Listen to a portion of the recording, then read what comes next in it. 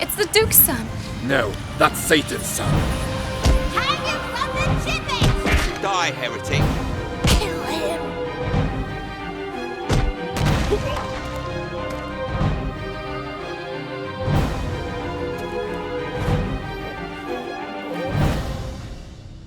Dwellers of Villa de Fontenegre, behold the power of the Inquisition!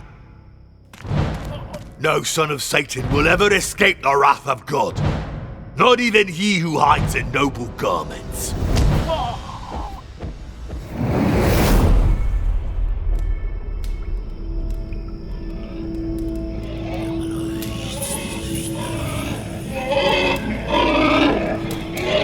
Shut up, you murdering swine!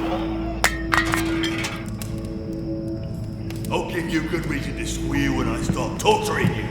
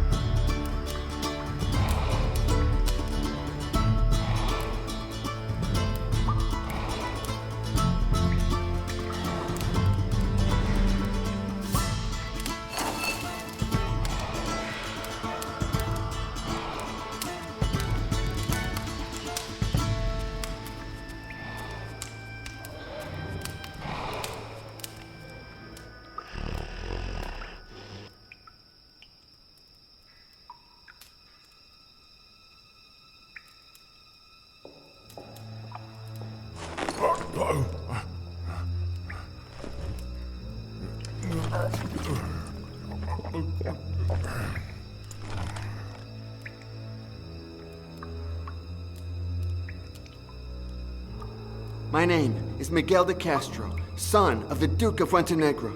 If you help me escape, my father will reward you with gold. Thanks for your offer, Don Miguel, but that's not going to happen.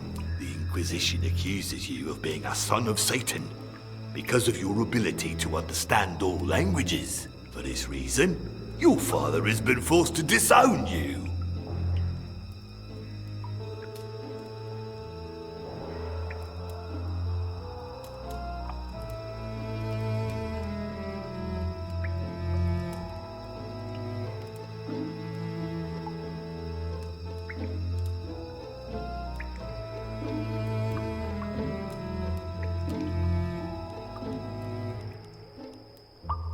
I am not Satan's son. I believe you, Miguel. I do. But unfortunately for you, my opinion is of no importance. Unlike the cretins in this superstitious village, I don't believe in the existence of God or the devil.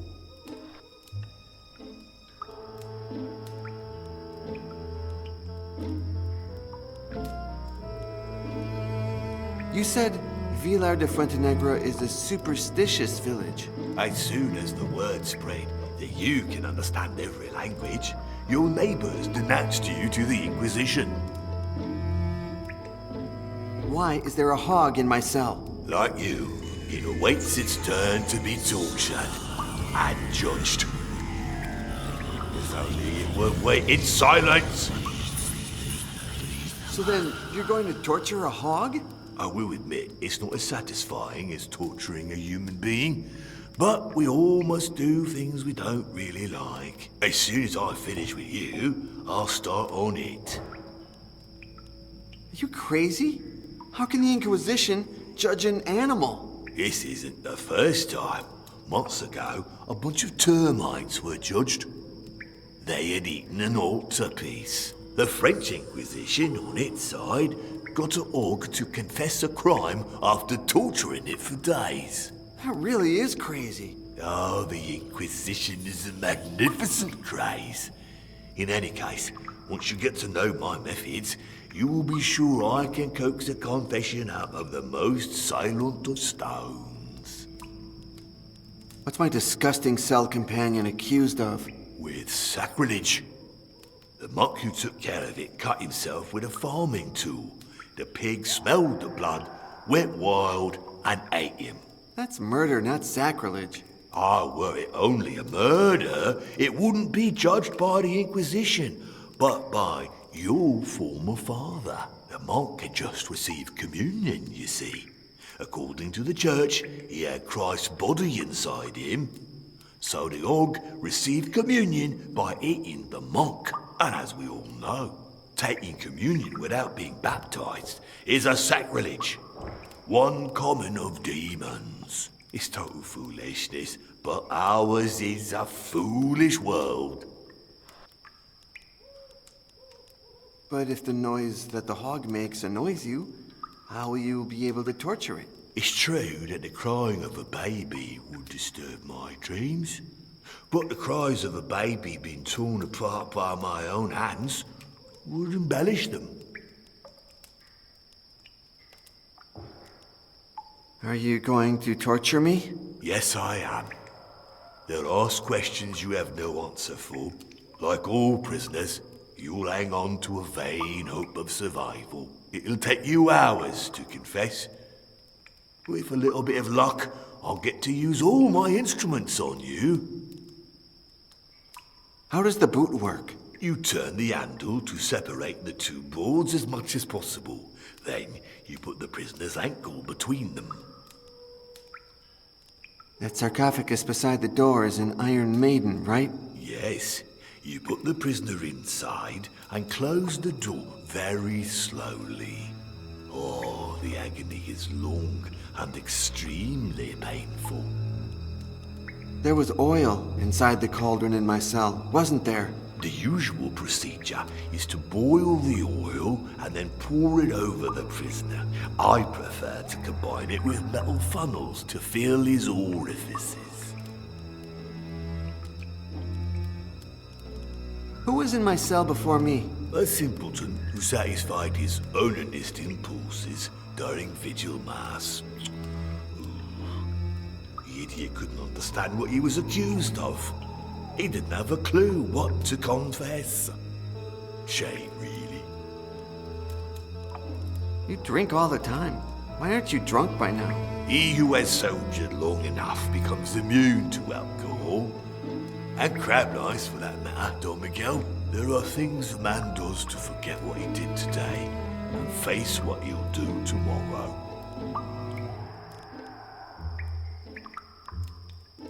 Oh, for God's sake, have mercy on me. I like you, Don Miguel. You could have threatened me in the name of God or the devil, but you haven't, so I'll be merciful. Plead guilty to all charges. You'll be condemned to death, but you'll escape the terrors of my torture.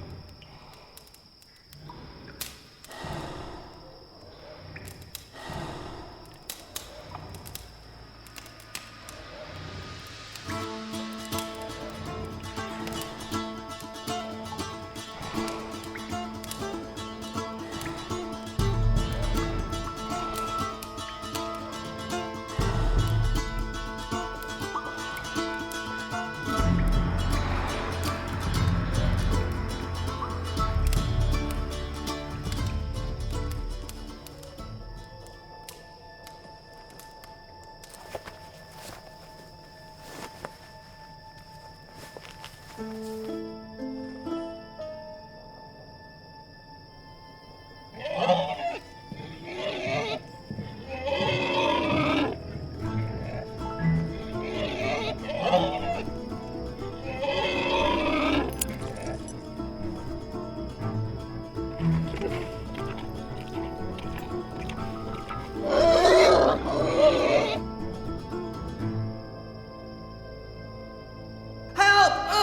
Satan, spare me!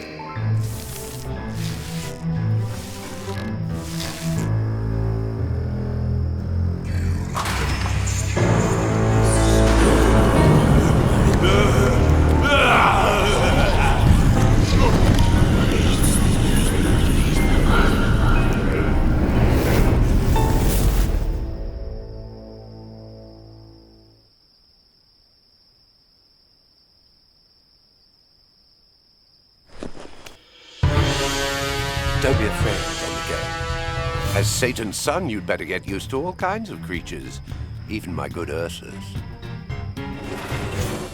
Now we must leave. No. I need you to answer some questions first. Only one. The rooster is about to crow. Why are you helping me? I seek for knowledge, Miguel.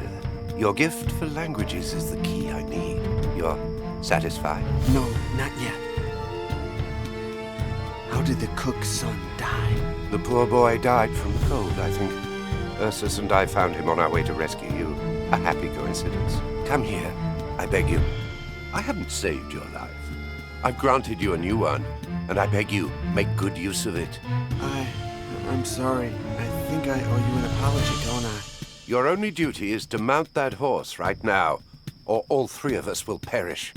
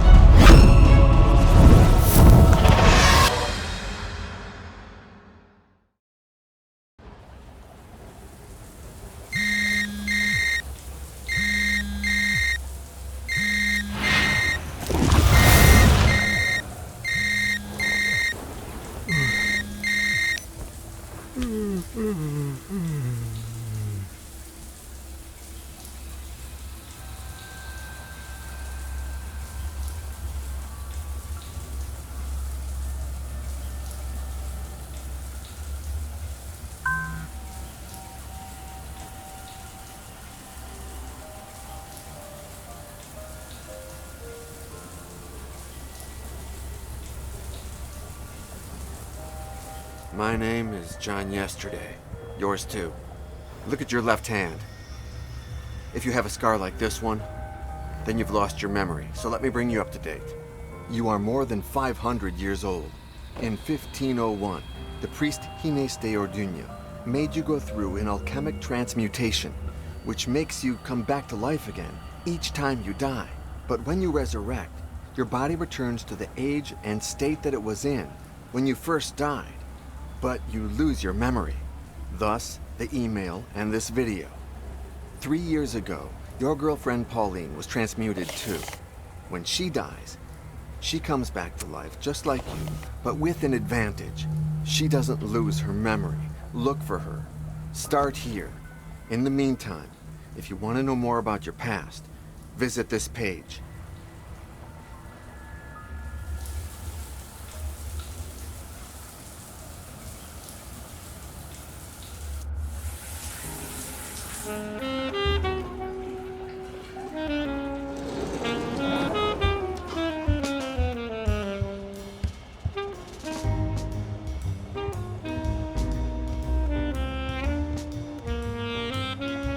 John?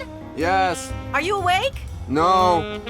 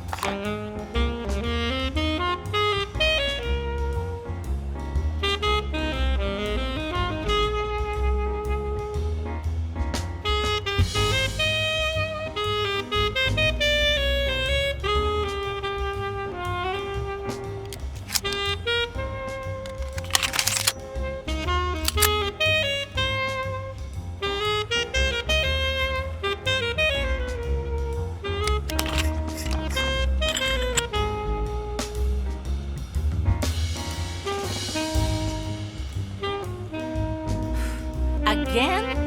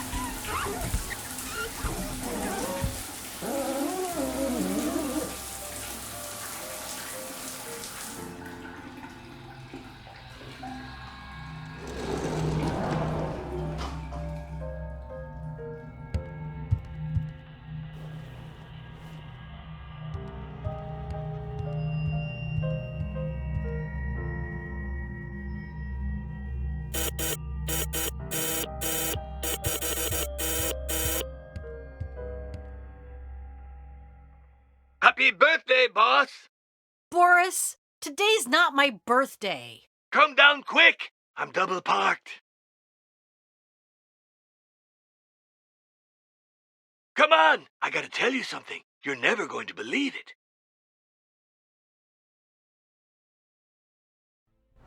Okay, you convinced me. Thanks, John. I'll take pictures of the sculpture and look for its documents. And me? John, you Google that collector just in case. Victoria Baxter, right? Yes, and me? Maybe we could give her a little gift to make a good impression. Well, as long as you take care of it. And me? You'll come to Baxter's house with me. If what you say is true and tomorrow she's leaving on a trip, we must be quick. But now park that van. You're breaking the law. Yeah, no more tickets, Boris. Happy birthday.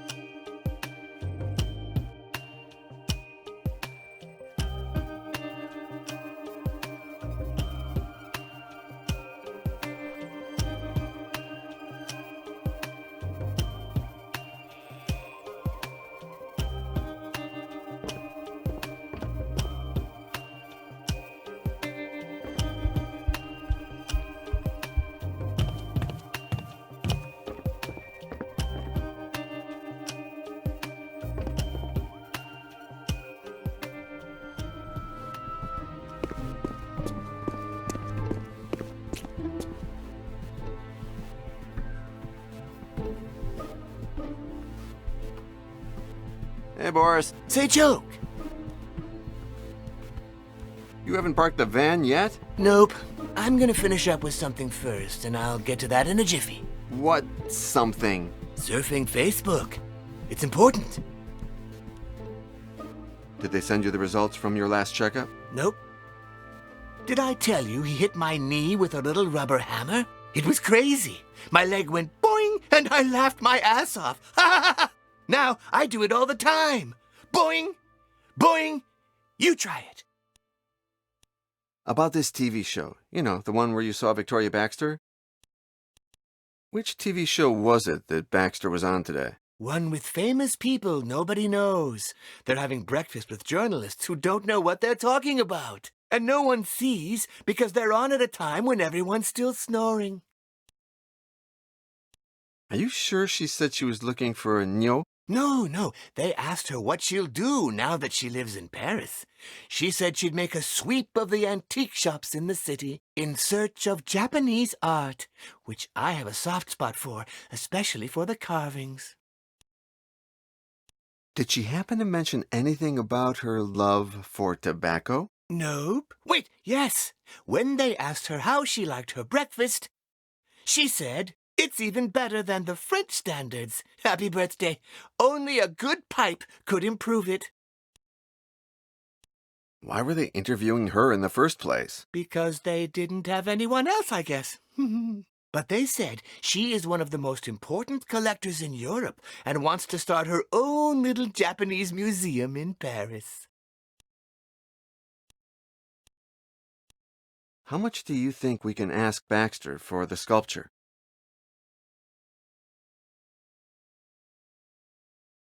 Oh, what a nuisance. But don't tell the boss I helped you, okay? Date? Origin?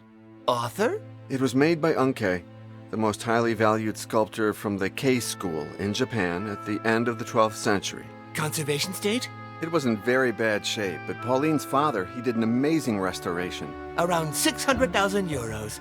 Happy birthday.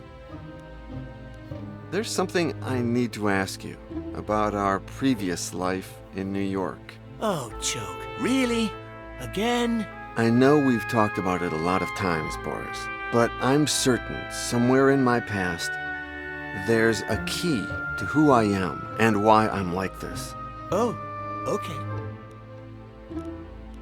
Now tell me again, how did we meet? I was in the station, sitting on a bench, waiting for... you know. I know. You sat beside me, not saying a word. You offered me half a sandwich. I know we've talked about it a lot of times, Boris, but I'm certain somewhere in my past there's a key to who I am and why I'm like this. Oh, okay. I started to think that the demolished station was a church and that we were members of the Inquisition. Why did I think that? No idea. You talked a lot of nonsense. I liked that because you were acting crazier than me. And you got food and things for us. I know we've talked about it a lot, but I'm... Oh, Do you think I could ever become Choke again? well, Choke, you still are Choke. Younger, but time will change all that. You are less crazy, though. We're both improving, aren't we? I know we've talked about, but I'm... Oh, What exactly was it like when you saw me die and then resurrect for the first time? I laughed my ass off. I thought, so all that nonsense about eternal life is true. I know we've talked about it a lot, but I'm... Oh, Do you have any idea why I went to that station in the first place? you were sure that Cadway was related to Cadwallader, and that Cadwallader had something to do with the Inquisition, and someone with ginger hair. You never told me that before. Maybe. Or maybe you've just forgotten that I have. I know we've talked, but I'm... Oh,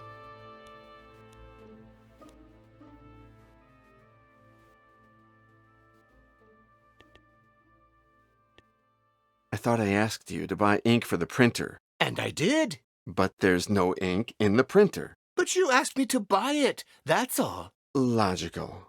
Okay. So would you be so kind as to give me the ink cartridge for the printer, please? With pleasure, Choke. Just ask me.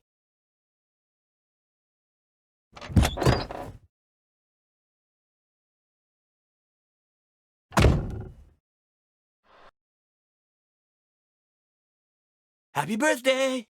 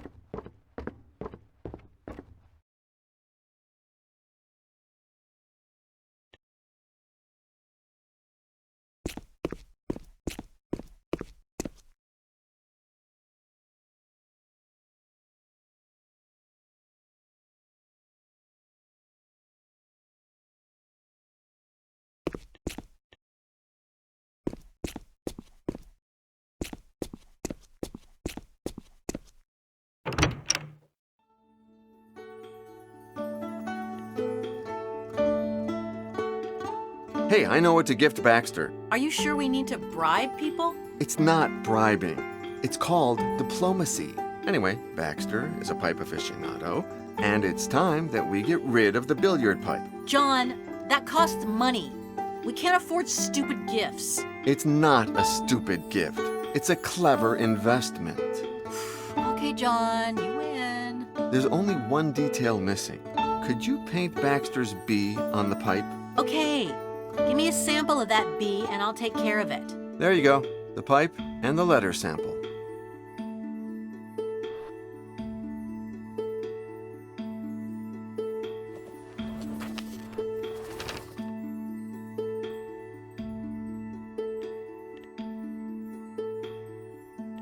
Here, I guess you'll need this to take the pics.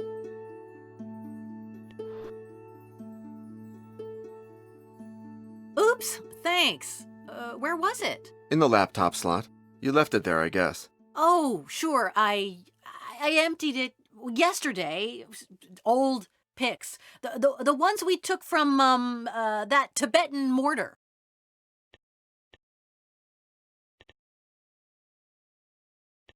I know I met your dad when I was Choke, but I'd love to meet him now again, now that I'm myself. Why's that? I don't know. I just thought that when remembering that your dad hid his diary in the base of the cross. Everything you tell me, everything he did, he was special. Just like you. And complicated. Thanks anyway.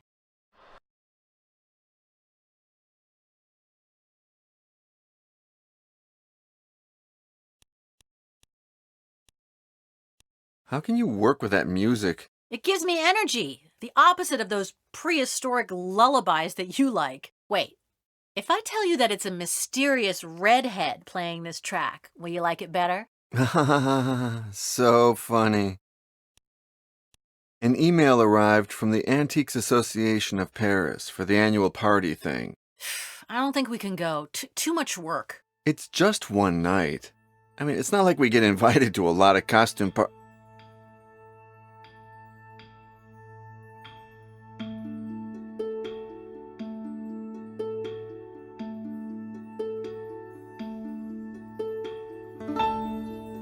Okay, you're right.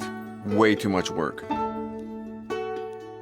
I saw some red drops in the shower. Did you hurt yourself or something? John, why do you think I took 2 showers today? I don't know. It came just after the first shower. What came? John, have you learned nothing about women in 500 years? Oh, right. I get it. Talking about your period. Well, you had it a couple of weeks ago, didn't you? It's come up before. Tension, the debts. Any progress with the statue's documentation? Not yet, but I'm on it. Have you taken the photos of the statue? But you haven't even given me time to take the camera. Oh, yeah, right. That would be useful. Sorry, I'm just a little worked up with everything that's going on these days.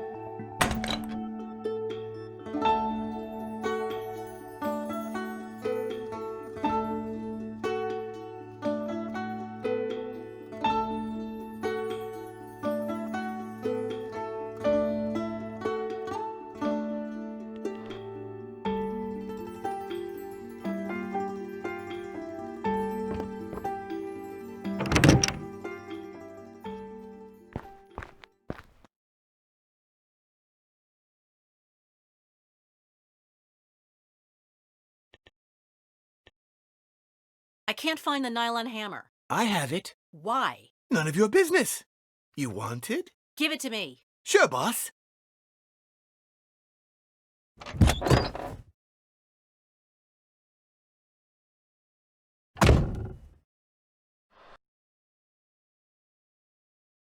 Happy birthday.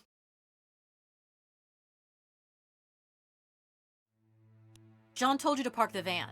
Yes, Are you doing it? that's something I'm debating with him.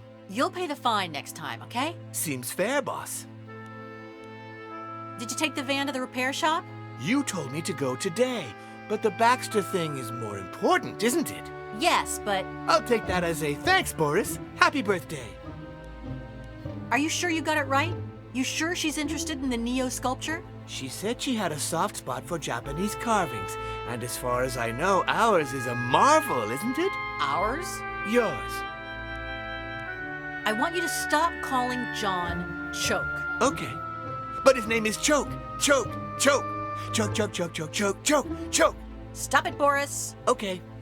End of argument. Choke.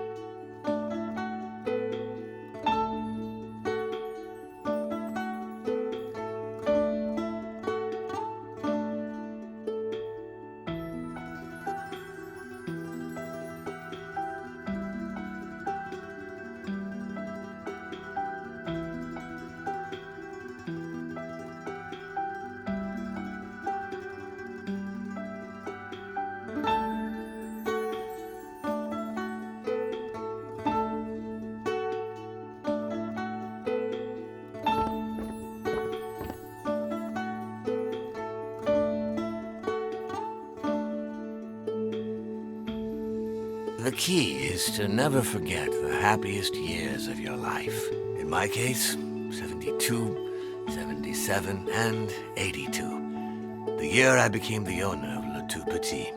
The year I met your mother. And the year you were born.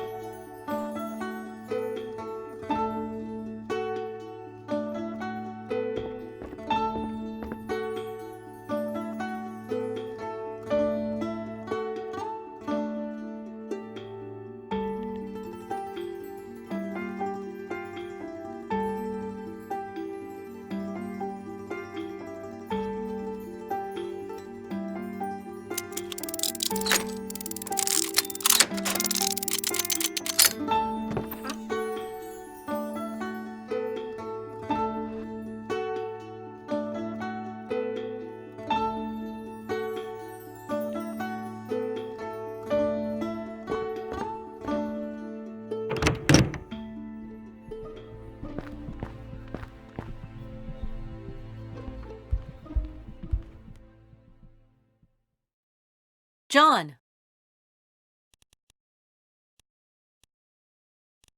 I can't stand him calling you Choke. Why can't he get used to your real name? Because I was, the first good thing that happened to him after he lost his son and he went mad. Give him some time. We've talked about this a lot of times. He's a bad worker, he costs us money, and we don't need him anyway. I won't leave him again, Pauline. I promised him I'd take him out of the madhouse, and I did it. But now if I leave him in the street, what'll become of him? You should see how he treats me when you're not around. I don't know, maybe he's jealous. Jealous? He only has me.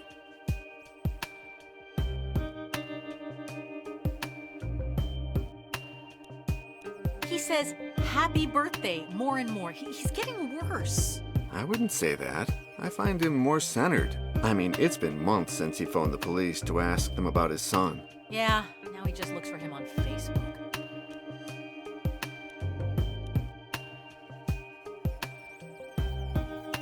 I painted the bee on the pipe. What do you think? Marvelous. Many thanks.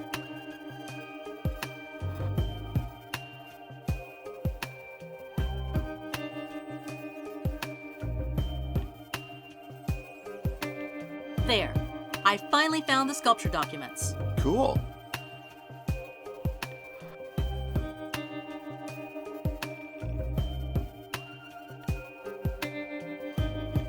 There you go. I almost filled the card. You wanted to see them before? No need. You don't know how to take a bad picture.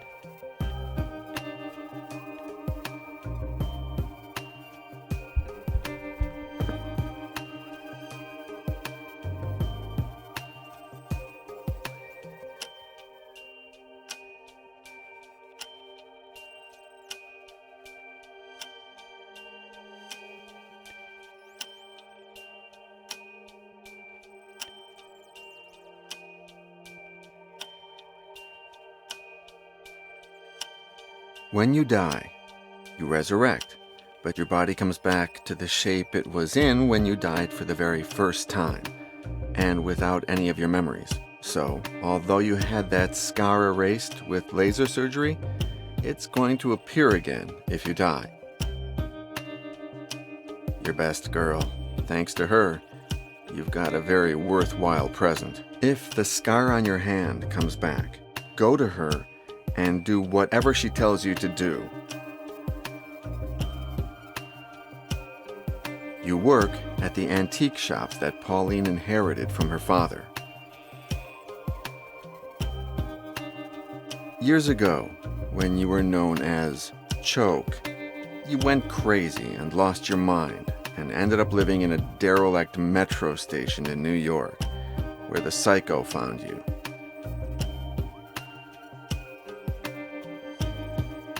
Down in the Cadway metro station, you made friends with another crazy street person. He was as nutty as you were. And what drove him crazy was that he couldn't accept the death of his son. Years later, you got him out of the loony bin they put him into and brought him to Paris, where he works with you and Pauline now.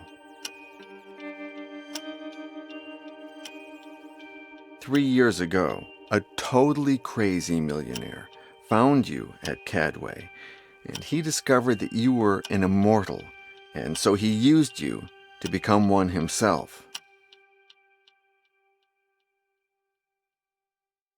The crazy tycoon wasn't alone. He had a hunting dog who did everything he was ordered to do.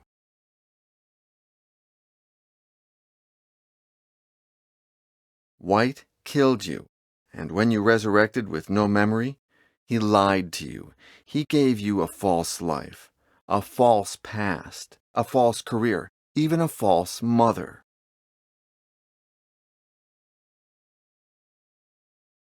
Yet, although White manipulated you into finding the potion of immortality, you also discovered some things you weren't supposed to. When that happened, like at the Hôtel Doré in Paris, he killed you. And when you came back, he manipulated you again, making you start all over again.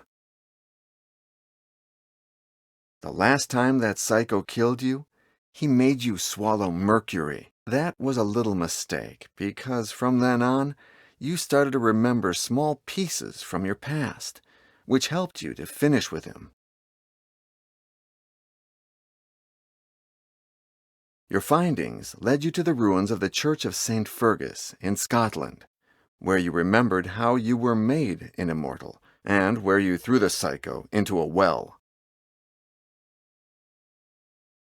Gines de Orduña, founder of the Order of the Flesh, transmuted your body in 1501 so you could return from the dead. However, he excluded one of the ingredients from the potion of immortality, mercury, without which you come back without your memory. The weirdest thing is that Gines was in your dream. You met him as a boy. The coin of judgment is the main ingredient of the potion of immortality. You believe that, if you can find one, you'll be able to undergo the same ritual, this time with mercury, so that in the future you won't lose your memory again. A mysterious blind master appears in your dreams, but only there, because his name is not in any history book. You don't even know in which era you met him.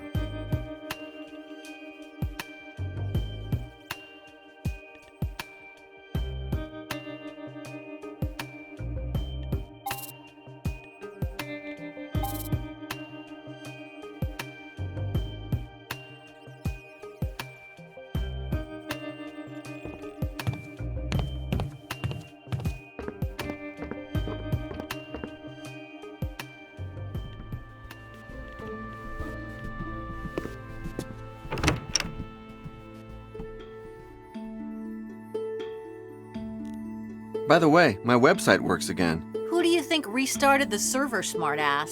Oh, oops. Thank you.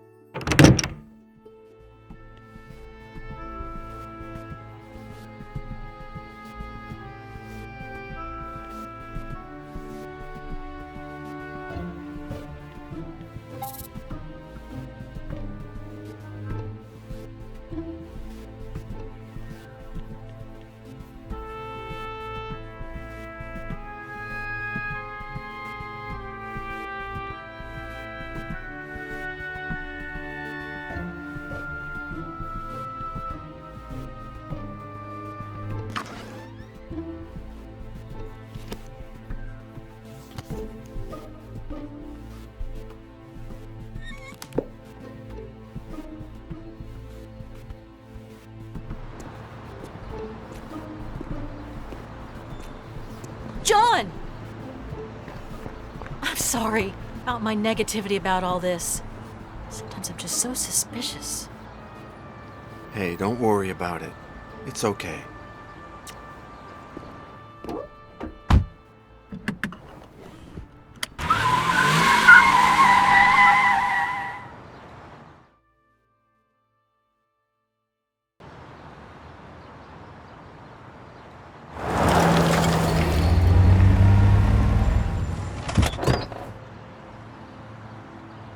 No, you should stay here.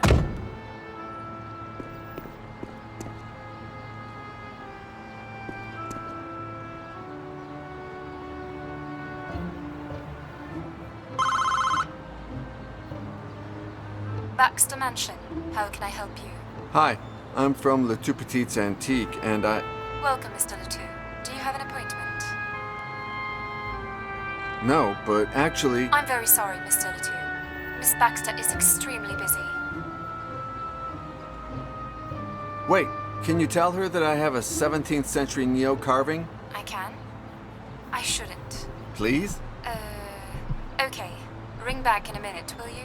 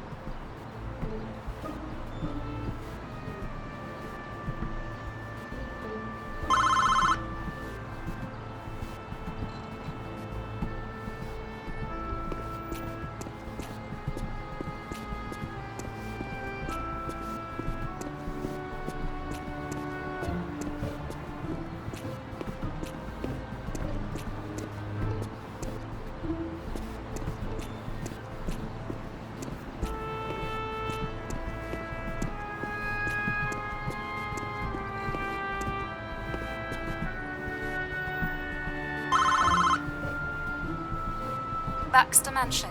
How can I help you? I'm the guy who rang before, the Neo guy. Welcome. I'm very sorry, but Victoria Baxter never meets anyone without a proper appointment. However, you have piqued her curiosity. Wait till the gates open and then park in the yard, will you?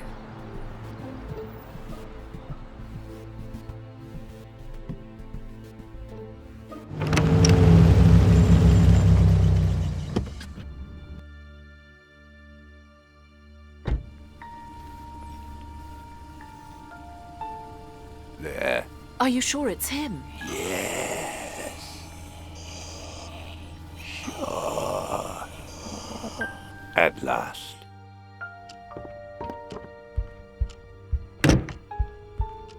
Hi. Please, come in. Here's my card. But there's no information on it.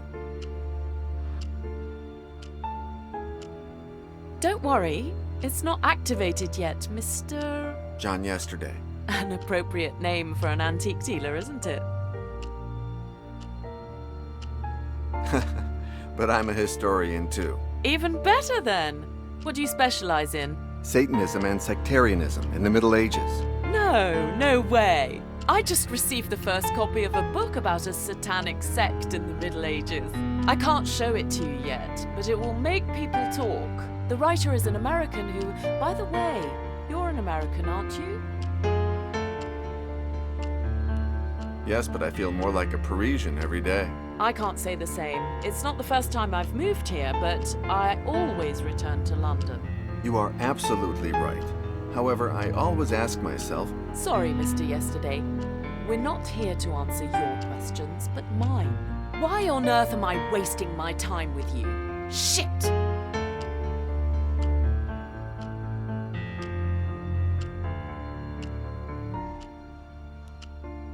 I have a little gift for you. Brilliant! You really know my taste. Many thanks. However, nobody's ever given me a present without asking me for something in return. Oh shit! Are you going to tell me what it is you want, Mr. Yesterday?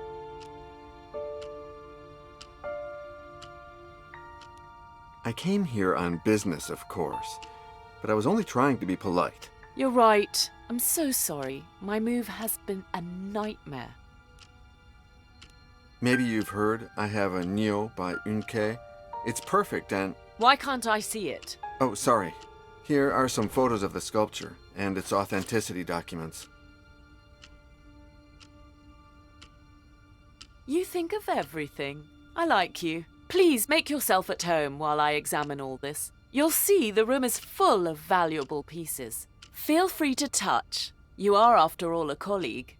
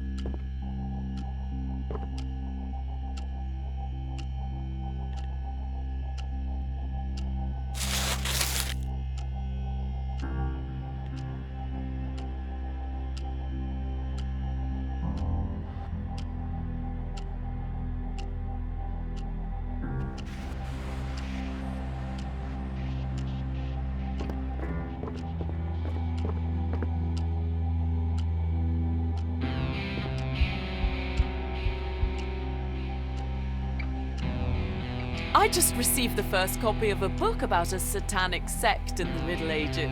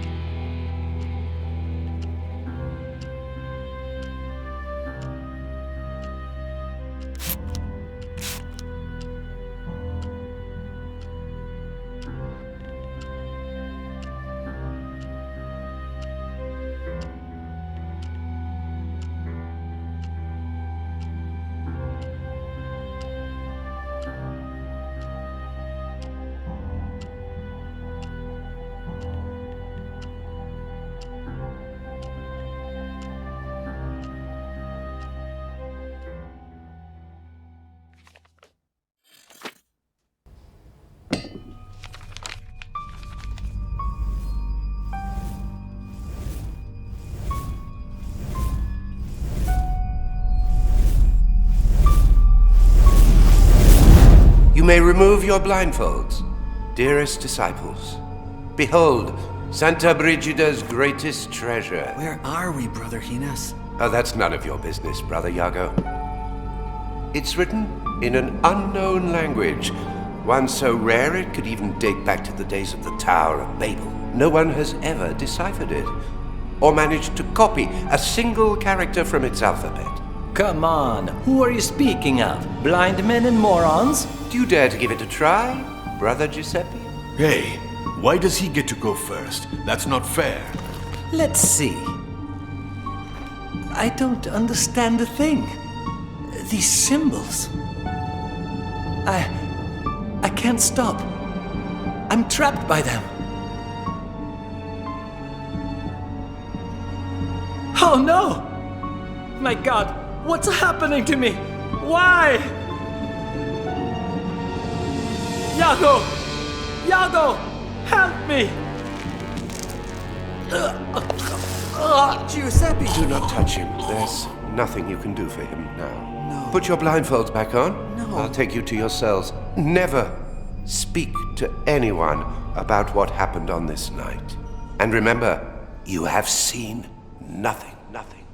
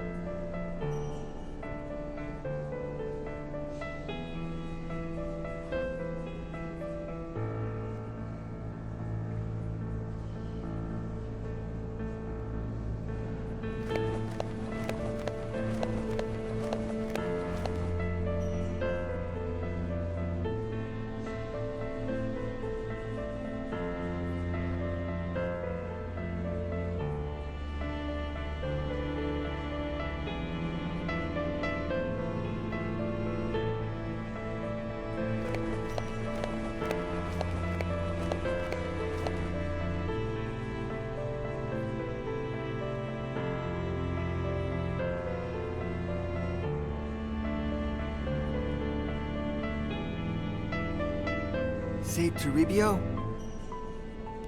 About last night. Nothing happened last night. Nothing. Do you think that Hines knew what was going to happen? You take that back. Father Hines is a saint, not a murderer. Where's the library? I don't know. Come on, you often disappear with Brother Hines. I'm sure that's where he takes you.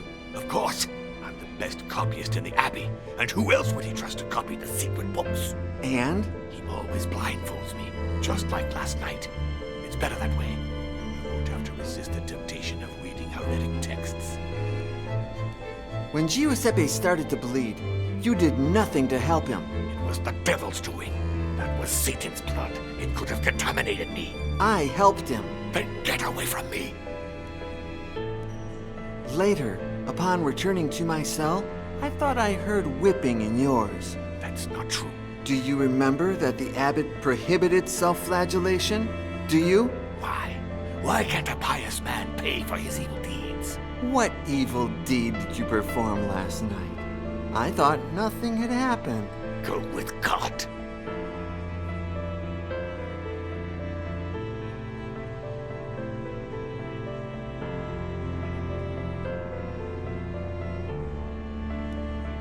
about last... Nothing happened.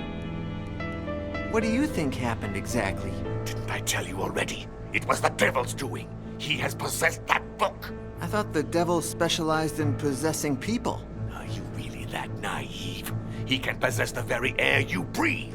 I heard that about 2 years ago, in a village far away, the devil possessed a hog so that it would devour the son of a noble. That's amazing. What are you copying? A text lacking in righteousness. Hortensius by Cicero.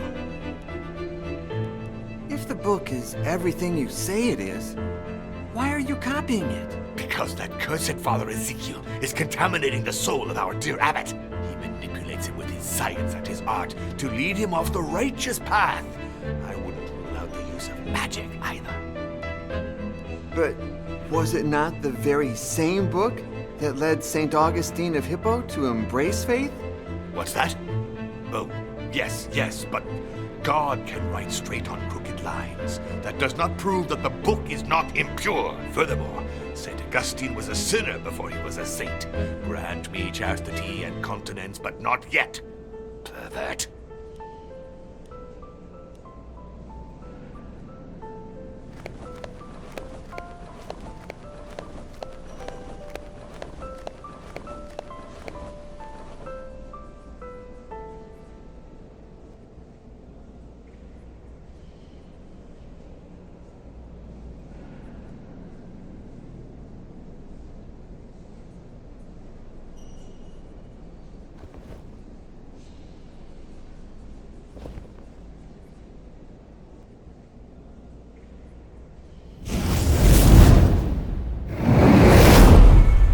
Before you can control the unknown sense, you must first learn to see through the eyes of yesteryear, young disciple.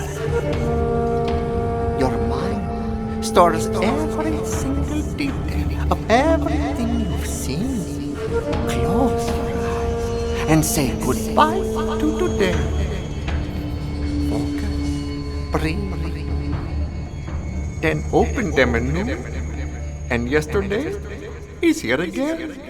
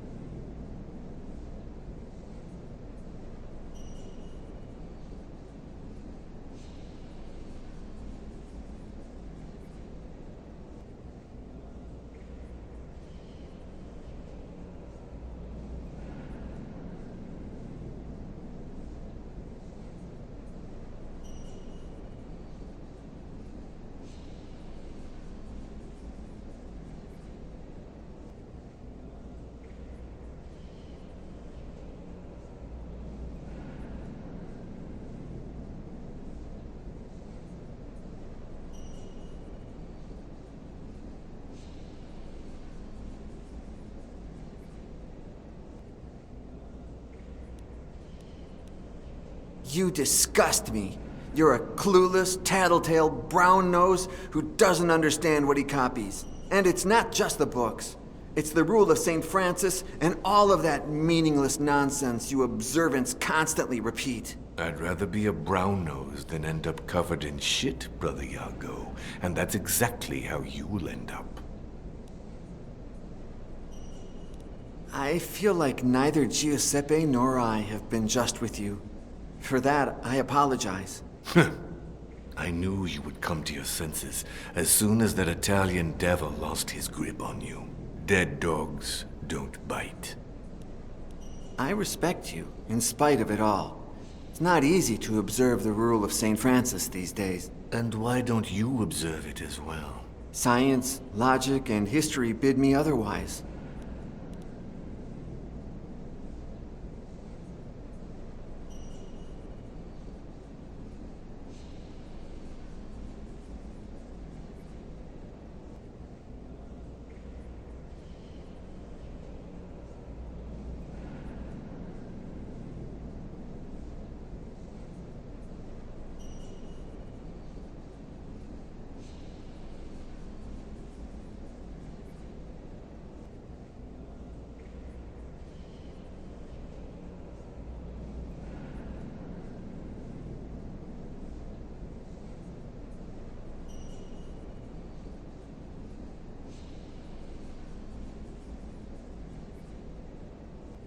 Why did you have to die? Who knows? Those Greek gods you love used to claim the beautiful first. And I don't mean to brag, but between you, Botillo, and me, there's just no comparison. I will never forget you, brother. Botillo sure won't forget me. At least not until you find out why Father Gines calls him so much. Did Gines give you a proper Christian burial as promised? I think you know the answer better than I do. Whether you're ready to admit it is another story.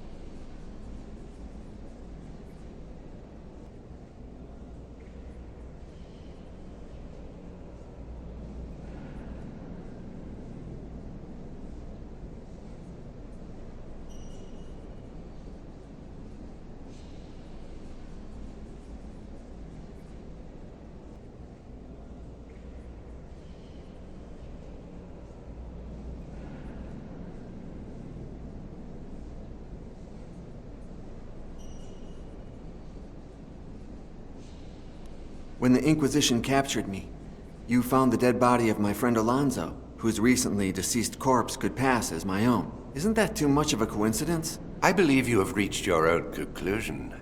But remember what I always tell you. Chance does not exist. It is Satan's hand. And sometimes it uses our own to achieve its goals. You knew that Giuseppe would die upon reading the book, didn't you? All I had were suspicions, the same as you. You said you appreciate me for my talent with languages. What will happen the day I'm no longer useful? Have you ever seen me do someone harm? Don't fret. Although, you are the devil's son. How could you ever cease to be useful?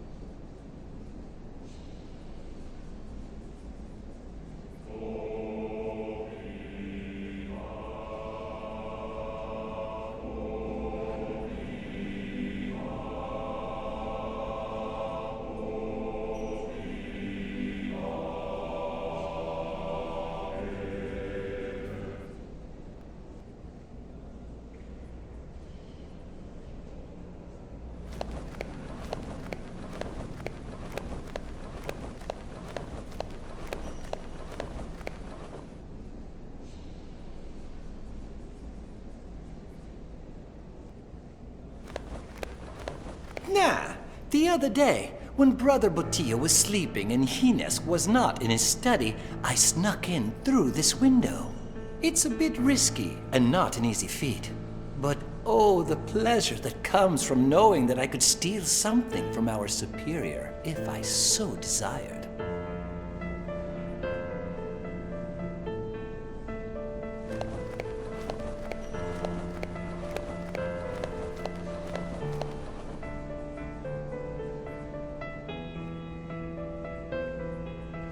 Shh, don't tell a soul.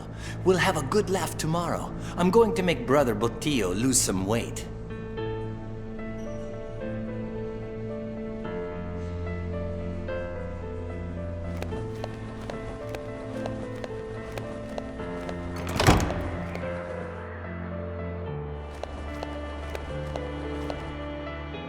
May I come in, Father Hines? My door is always open to you, Brother Iago.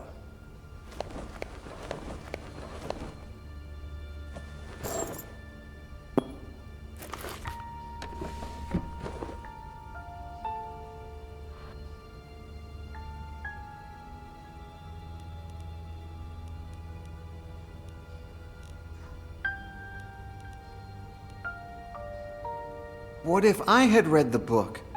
Would you have left me to die? Not in the slightest. I wanted you to see the power of the book, but you're not ready yet. You said you would grant Giuseppe a Christian burial. Have you done so already? Ursus took care of it before the morning prayers. Don't worry about it. I'll pray for him. Don't waste your prayers. Keep them for you and for me, but send them to your father, Satan. Beg him to grant us the ability to read that book. Where were we last night? It's best if you don't know. Why? You are my most prized possession. I don't want to lose you. What if Toribio had read the book? That coward! He would never have even tried. I only took him to incriminate him. I was afraid he'd badmouth me to the observants. Now he won't dare. The book has a Y on its cover. What does it mean? I don't know, Brother Iago. My name is Miguel. Iago is only the name you gave me after helping me escape the Inquisition. It starts with a Y. Don't jump to conclusions.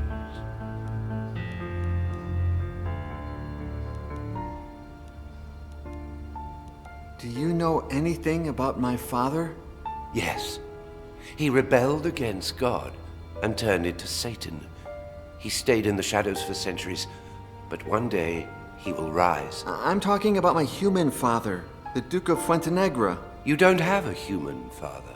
I don't follow. In order to avoid further problems with the Inquisition, the Duke confessed that you weren't his son.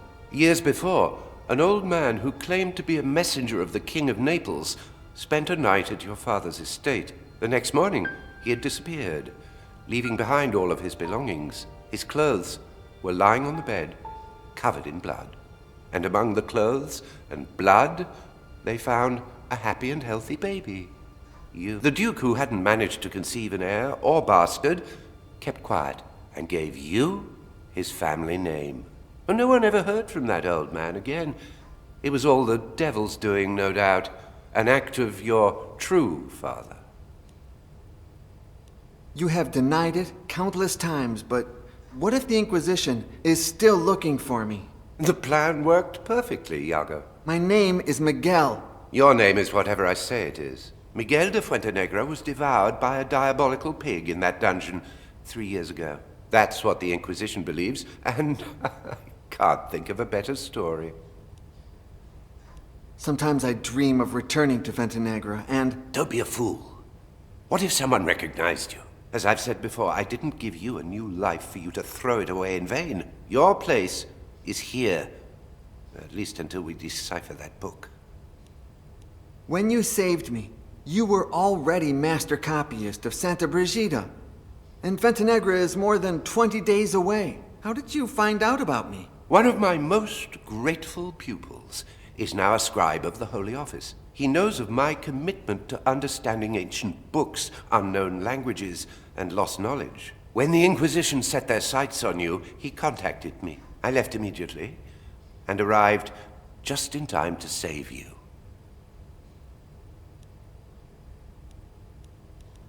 I feel like I'm wasting my time here in Santa Brigida. Your gift for languages is very useful, and it will be so even more in the future. Well, I've got my own ideas for the future. Speak. You know how much I enjoy ancient mythology. Maybe I could focus on writing about it, like... The fact that I allow you to read certain books does not mean you can flaunt this knowledge. Anyone who speaks of pagan myths will automatically become a target of the Inquisition. Do you wish to go through that again? Or do you have any better ideas?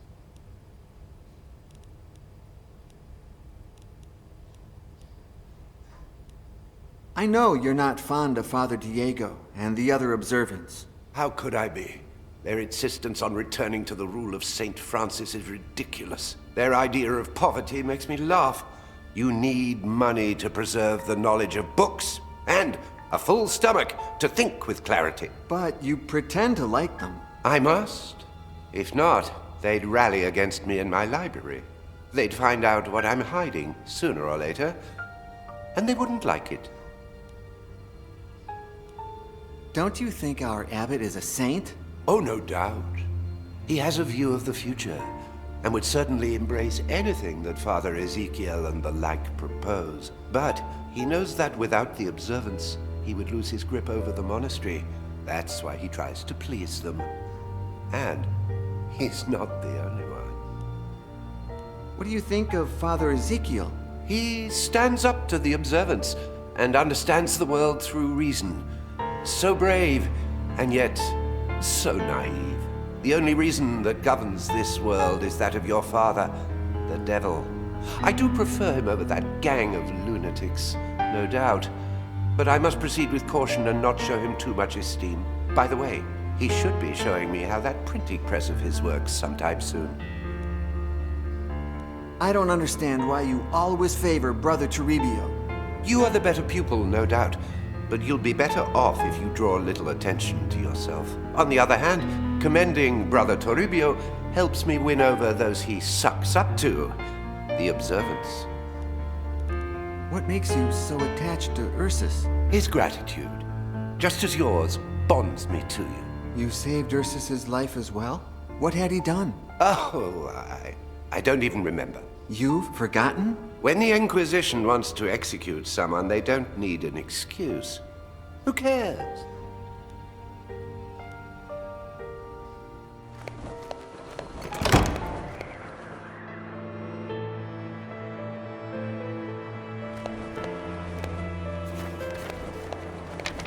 Good morning, Father Ezekiel. The day appreciates the epithet, but doesn't deserve it.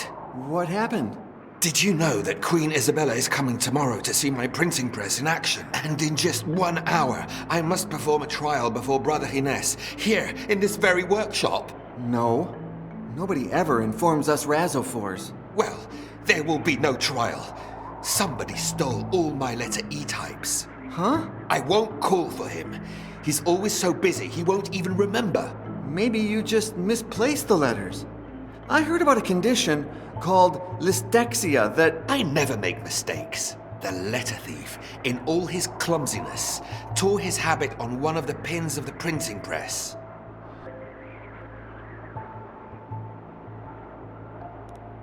You said they stole all letters except one, right? Yes. One was stuck in the mold and I haven't had the time to pull it out. Here, in case it helps you find the rest.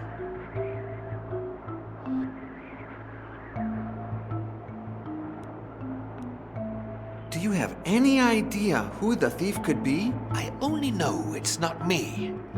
The rest could all be guilty.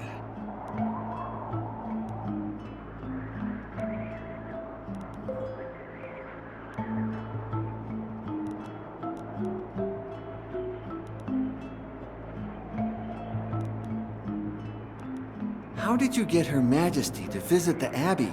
Ever since my friend Johannes invented it, the printing press has enchanted nobles and commoners alike, and the Queen is no exception. Being aware of this fact, and after receiving approval from our abbot, I sent her a missive stating that Santa Brigida housed the first printing press in Spain. Now I wish I'd never had the nerve. What exactly are those types you say were stolen? There are small metal letters that I place in line. When pressed against the paper, they print the ink.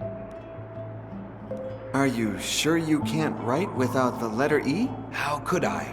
Ezequiel de Estella prints something for Isabella, Queen of Spain. Let me put it this way. From Squildstla to Kun Zablov, Spain. Why do you want to test it with Father Hines? As master copyist, he must approve quality of all printed materials. But that won't happen now. The meeting is in less than an hour, and I don't have letters E. I won't call for him. He's always so busy, he won't even remember. How did you get a printing press? The inventor, my friend Johannes, sent it to me. I worked with him during my European travels years ago. He was going to send it to Segovia, but I convinced him by saying I would make the most of it, that I would show it to important people, which won't happen tomorrow if the Queen arrives and I print Isabella and Ferdinand, monarchs of Spain.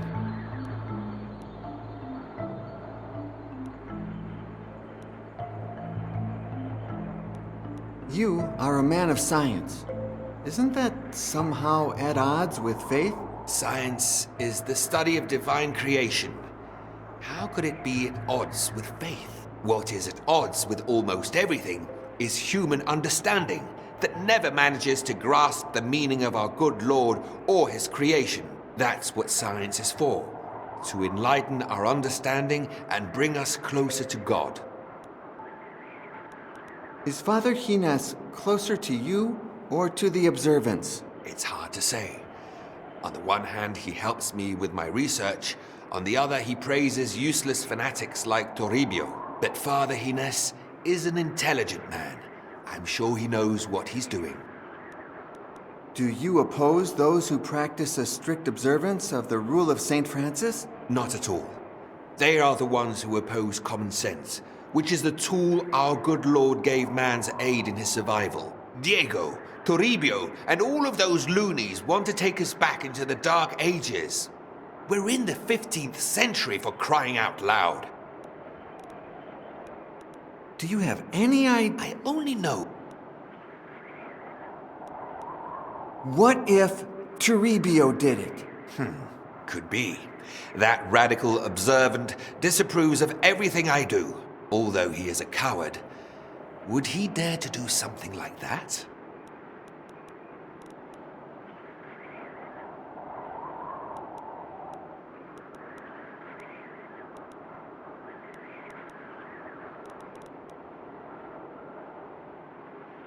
Did you know that sometimes I have the strangest dreams?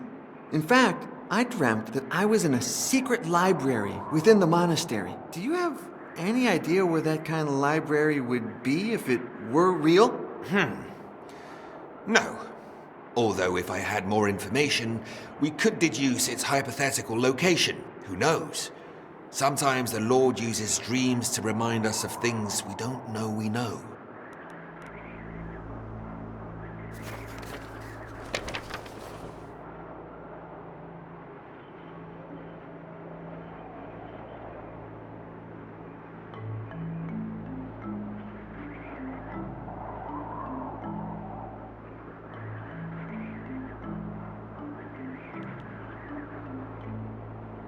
I gave that spool to Brother Giuseppe.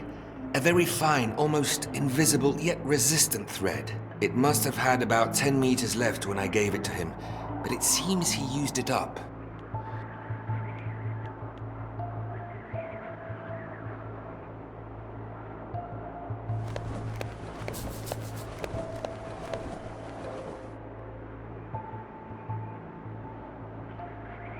That is a periscope, invented by my friend Johannes and yours truly.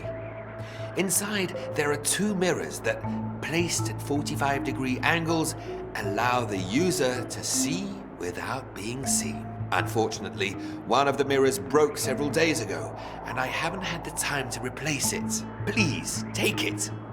And if you manage to fix it, all the better.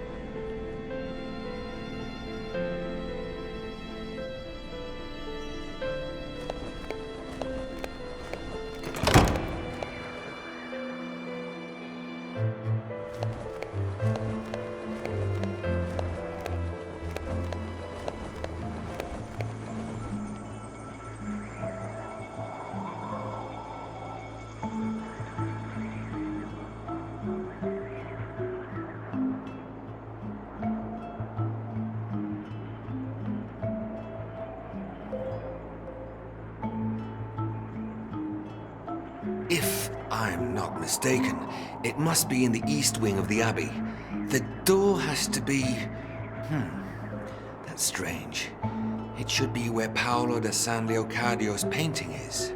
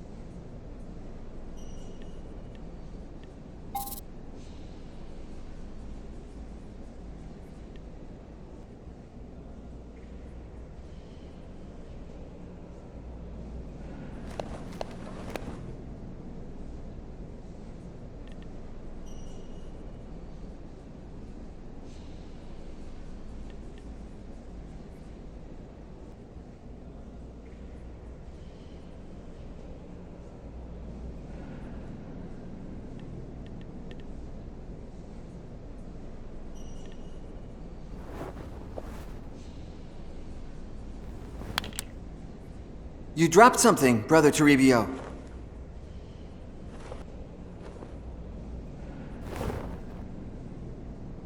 Mind your own business, Brother Iago.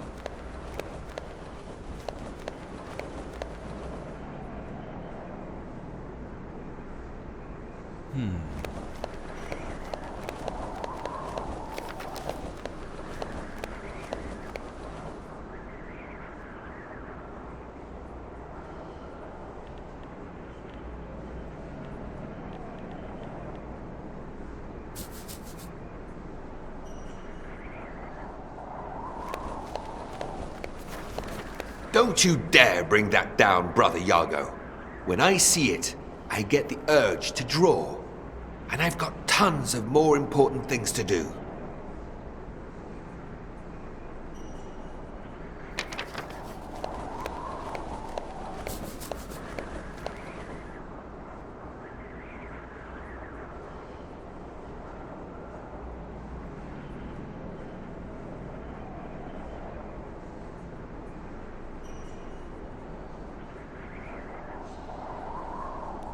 I think it's the first time I see you working without your specs. That's my fault. When I saw that the letters E were missing, I searched the entire workshop. I was so nervous that I accidentally tossed them out the window.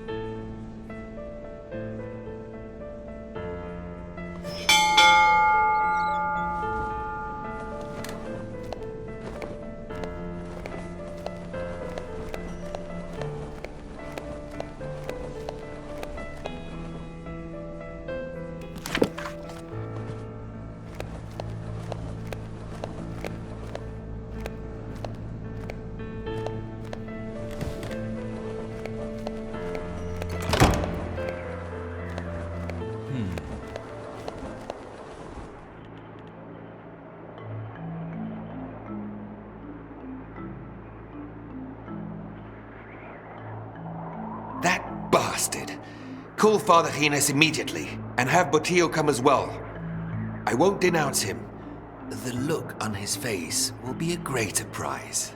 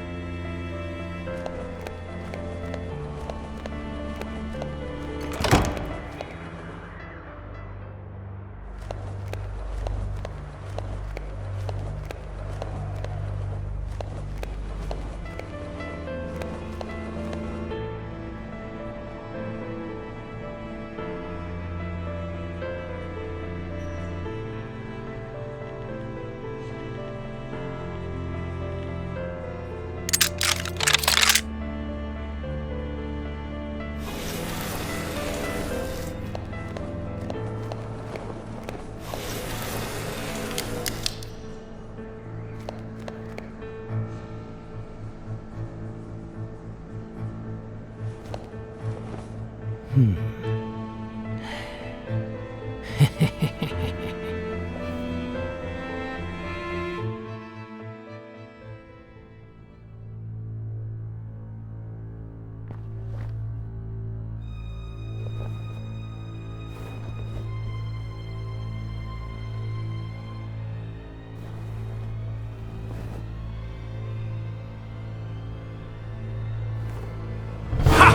did I tell you?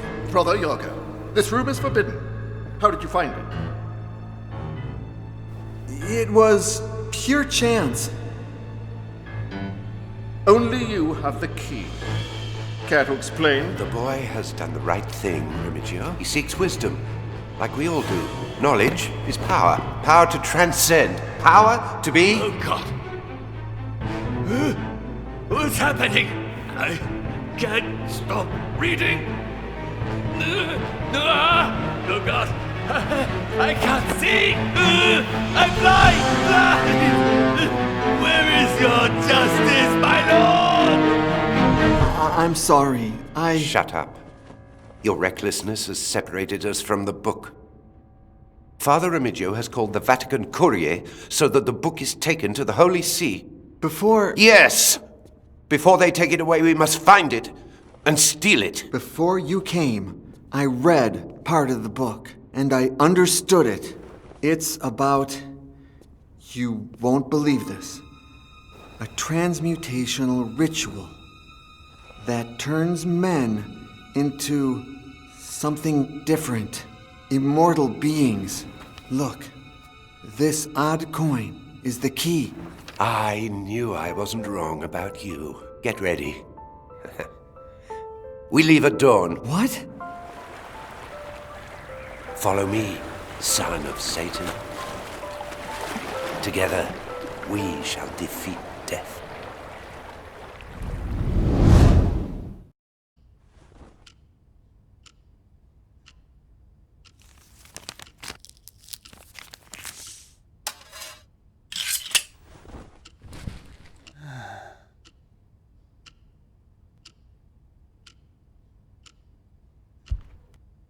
Congratulations, Mr. Yesterday. The state of the Neo is enviable. Thank you. How much are you asking for it? 600,000 euros. You even use their shitty coins. I'd love to say yes right now, but I never decide on the spot. Antiques require time. Let's do this. I have your card.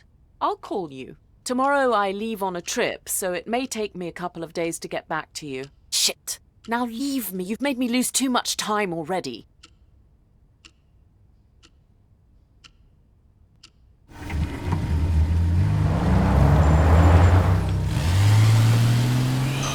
Amanda Royce. Start now. It's done. I'm sorry, Vulcan. My good Vulcan.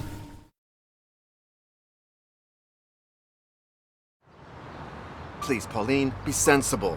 Sensible? It's you who's always changing their mind for no reason. 2 hours ago, we needed that sale to save the shop, and now you leave everything for a fucking book. It's not the book. Don't you get that? No, John, I don't understand. Tell me. Why suddenly are the Neo and Baxter no longer important? Baxter says it'll take her a few days to give us an answer. I'll be back before that. What if Baxter comes back before you and she contacts me? If I'm late, you'll have to take care of her yourself. I can't be everywhere. I'm sorry. Well, if I can't convince you, I can only support you. Keep me up to date, will you? You can count on that. Okay, now hurry up. Don't miss the plane. Oh, and take this. Baxter gave it to me. It's supposed to be your card. Okay.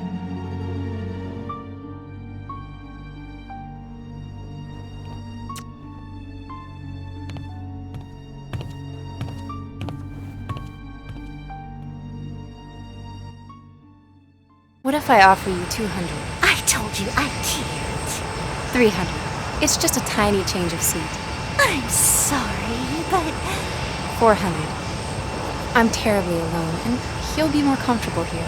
please, don't insist. 500?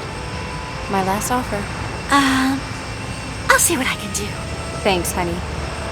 And please, bring me 2 margaritas to celebrate, will you?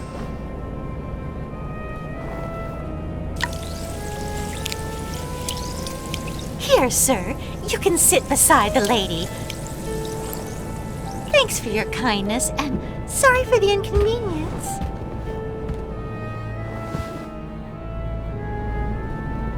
Hi. Hi.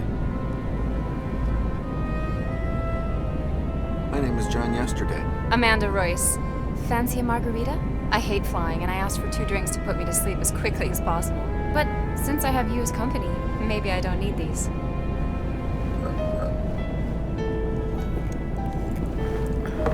Here's to coming back home. Hey, have you been away for long? Actually, I live in Paris. Oh dear, don't tell me you're another casualty. Casualty? The victim of the French girl. I don't know how they do it, but whenever they see a handsome American, au revoir, New York. Bonjour, Paris. Yes, sort of. Oh, maybe I shouldn't have brought that up. Did you two have an argument? I'm sorry, I shouldn't have asked. Oh no, don't worry. Maybe it'll be good for me to talk about it. Who's to blame? I chose wrong between which one of 2 things should wait. Something really important for me, or something, well, the only thing she has left from her father. Sometimes I get mad, and I rush too much. If she hadn't given in, the argument could have gone very, very badly. Oh, I'm so sorry. How funny that we should meet here now. My story is very similar. The only difference is that there's no way I can save it anymore. Do you know what you'll do when you see her again? I should tell her I'm sorry. Sometimes I just don't listen to anybody. She says I'm a busybody. That's why I'm no good at restoring antiques. Maybe you're right. Let time take its course. Hey, in the meantime, the important thing is what you'll do in New York. I have an idea. I can show you how much the city has changed while you've been away. What do you say? I can try, but I'm only in the city for a very short time. Do it for me, please. You won't regret it. Take my card and call me anytime. Oh, thanks. I think mine are in the... Are you okay? I had a very...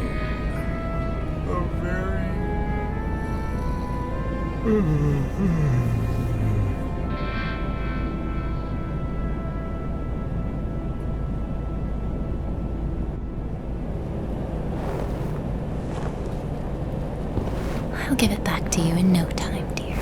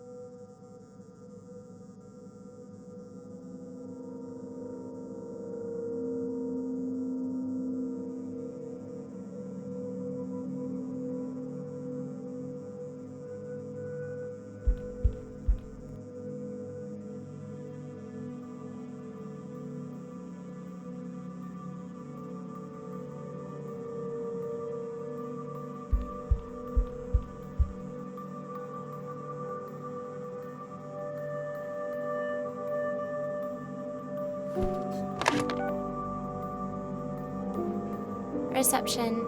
Hi, this is room 903. I can't find the Wi-Fi password. Where can I find it? Maybe I forgot to give you the paper. Both the net and the password are Merrick Hotel _free, all caps. Okay, that's easy. Thanks.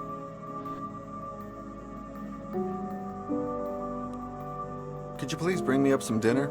Yes, sir. What do you want? It really doesn't matter. I'm not even hungry. It's just in case. We've just hired a Japanese chef from the Kyoto Hilton. Fancy some sushi? Sure, yeah, that'll be great. Can you please wake me up at 7:30? Yes, sir. Could you give me a phone number for Leopold Kovac? Let's see if he's in the directory. Yes. There are 3 pages of Leopold Kovacs. Do you know where he lives? Sorry, no. Then I'm afraid I can't help you, sir. I just want to thank you for That's very kind. But, to be honest, more than a thank you, I'd like a tip like the one you gave the waiter.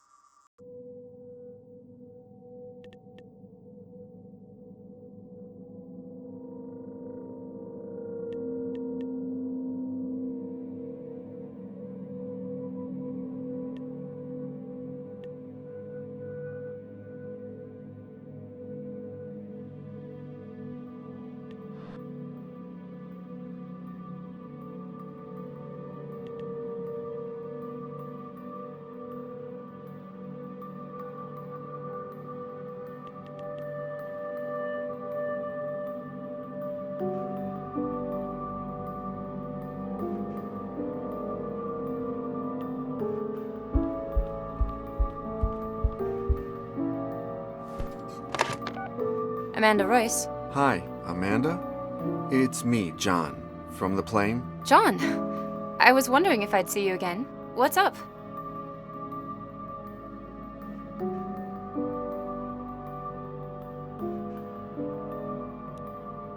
It just so happens that your company has published a writer I'm looking for. Leopold Kovac's his name? Hey, maybe you could put me in contact with him? That way I could meet him, and after settling our business affairs, I could spend the rest of the day visiting New York with you. Good idea. I was starting to think that your maybe was just a diplomatic no. Let me check out the Kovac thing. I'll tell you more tomorrow.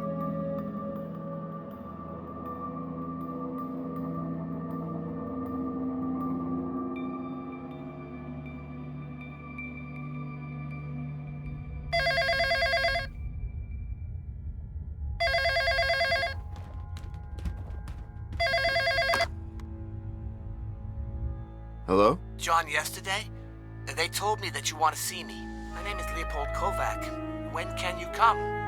Right now. Okay, write my address down.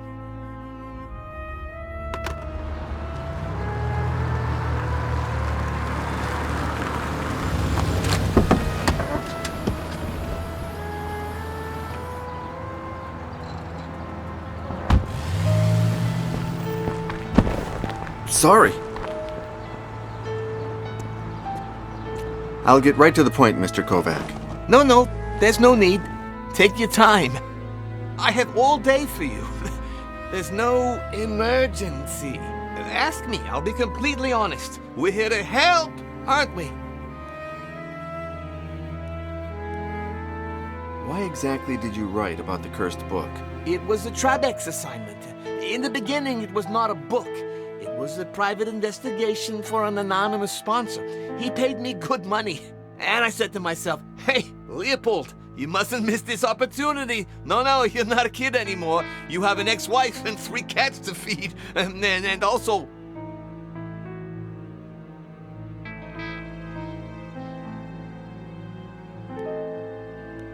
Did you ever find the cursed book? No. The trick with these things is to not find them. Because if you do, say goodbye to the mystery. And without the mystery, you say goodbye to your sales. I just made up some theories on its supposed origins and wrote some anecdotes that my informant told me, like the one about the painting. I've written 7 books about lost relics, and I've always been very careful never to investigate too much. You see, we're not the police, are we? The first one was Nefertiti's tomb, where I narrated which was amazing because I...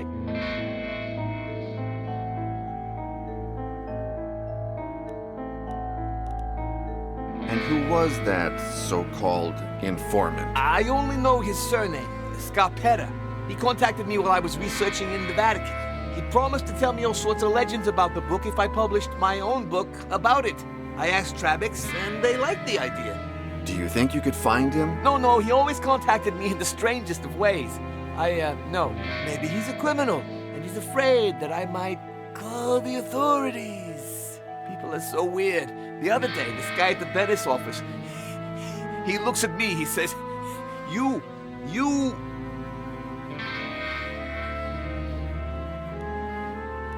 Exactly which theories about its origins did you find?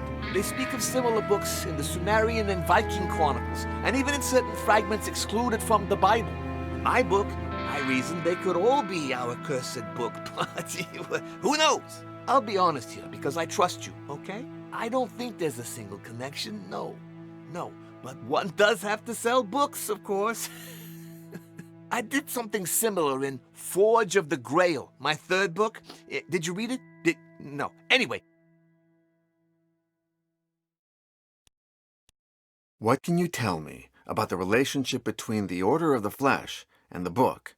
According to my informant, it was a satanic sect founded by some Gerard, some Jim, Jerry, I don't know. Hines? Hines? No. Anyway, it's all in my book. The thing is that they were in Ireland. No, Scotland. They were in search of the Philosopher's Stone, and, no, that wasn't it.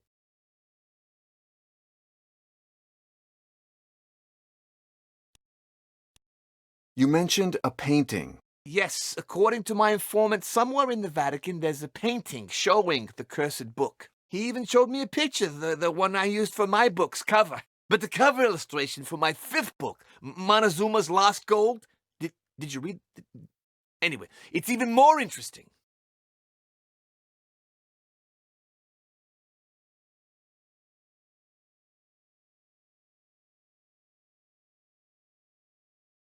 I really should be going now. It's getting late. No, it's not late. It's early. Are you sure you don't want to stay? Maybe we can eat something while I tell you. Sure, yeah. Well, maybe on another occasion. I'm much obliged, Mr. Kovac. You see how easy it was to do me this little favor, Leopold? And we've managed to keep 7 fingers unharmed. It could have been much worse.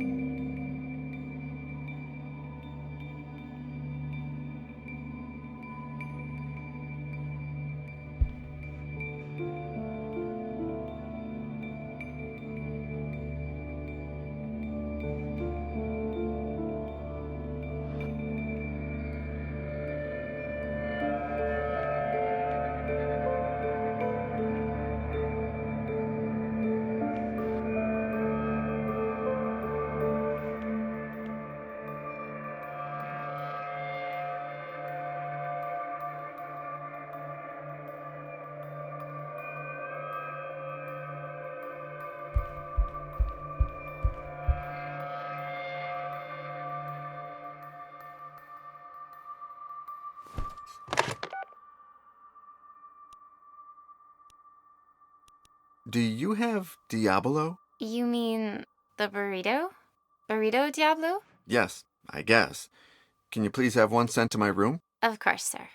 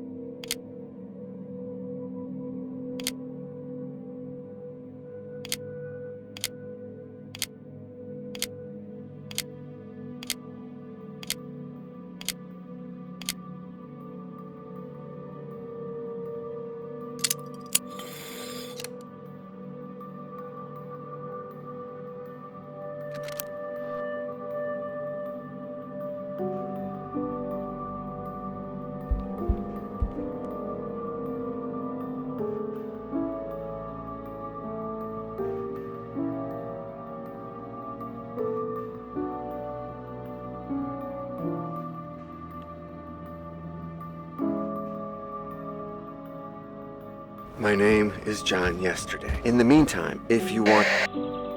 Wie modus im Morgen verdagre, war, liege vorandig. Wies de Honske at wieder, dit neue Tigested, so ver overdet.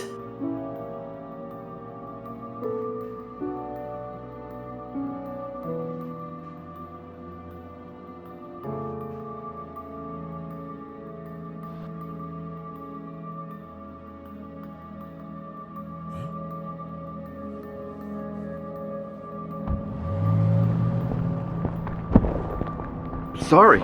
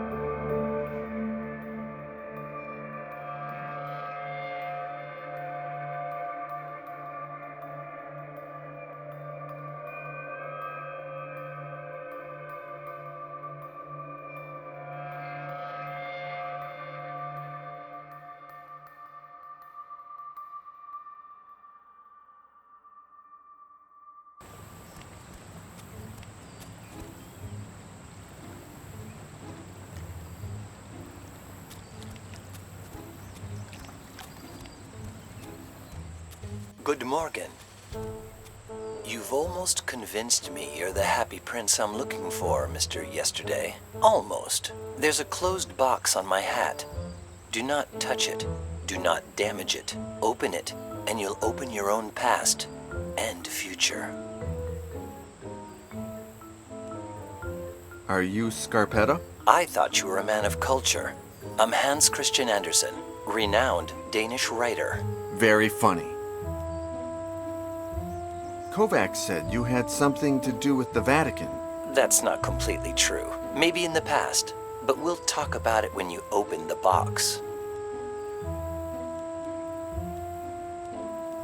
Are you Scarp... I thought you were... Why did you help Kovac in his investigation? I did it in exchange for obtaining a certain symbol on the cover of the book. A symbol that's proven quite useful in luring you. Your Danish sounds like Italian, like your surname. Oh, and you certainly remember how Danish was pronounced in Hans Christian Andersen's days. Where I came from doesn't matter.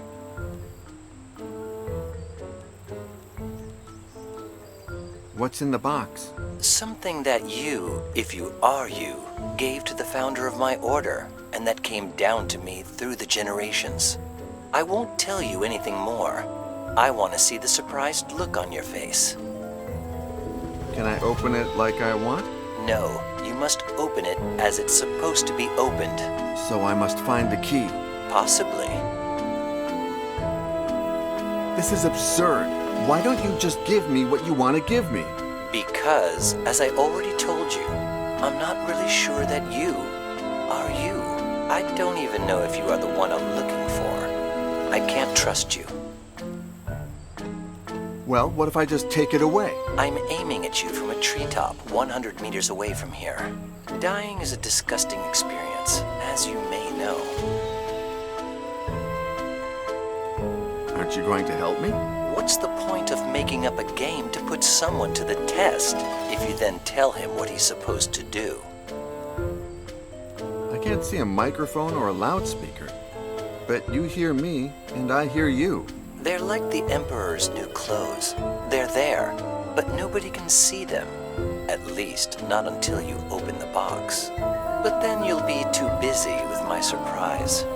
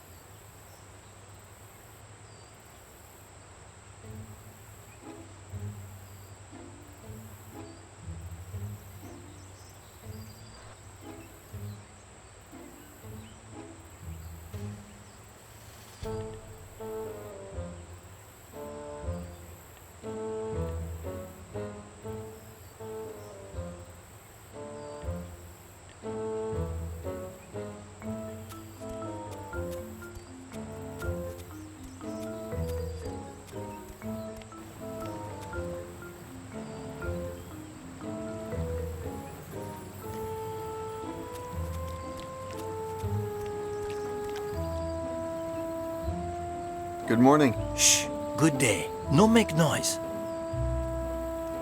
Do you come to the park every day? I work park. Garden work. I happy.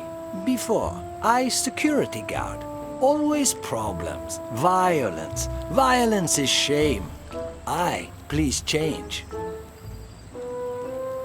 Where are you from? Country exists no more. Me run. All lose. How many years ago did you leave your country? 23 years ago. But I no learn American. Speak little to people. Why did you escape from your country? War. Friends, they killed. No stand fear and fled. But no shame. Life more important. Do you want to go back to your country? Nothing of me there. Only bad memory. Memory like sea. If away, splashes. If close, you sink. What are you looking at? Look, bird. This hour more good. Bark no noise. Me search more good. Can I borrow those for a moment? No, I sorry. No can. What's the name of that bird? Not no name your language. In mine is Grumusha. That's Serbian. It means warbler. That, Lawrence's warbler. You know Serbian and birdology. No, well, maybe, but from a long time ago. I have a weird memory. So you like birds? All animal. One time, small animal sacrifice for me. I shame for people many time. Never shame for animal. Maybe you've seen a man on a tree with your binoculars? No, I no see. But time see men do kisses among trees. Me shame. No say park boss.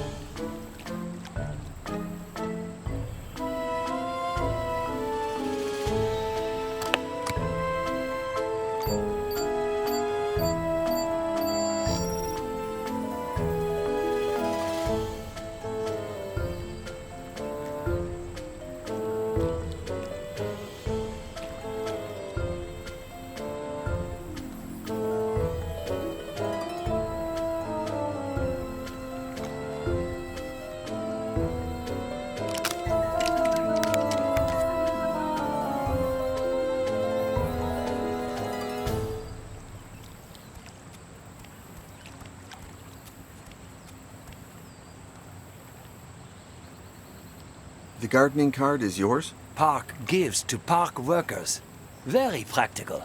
And the image of the dog? Best friend. He saved life. What's the dog's name?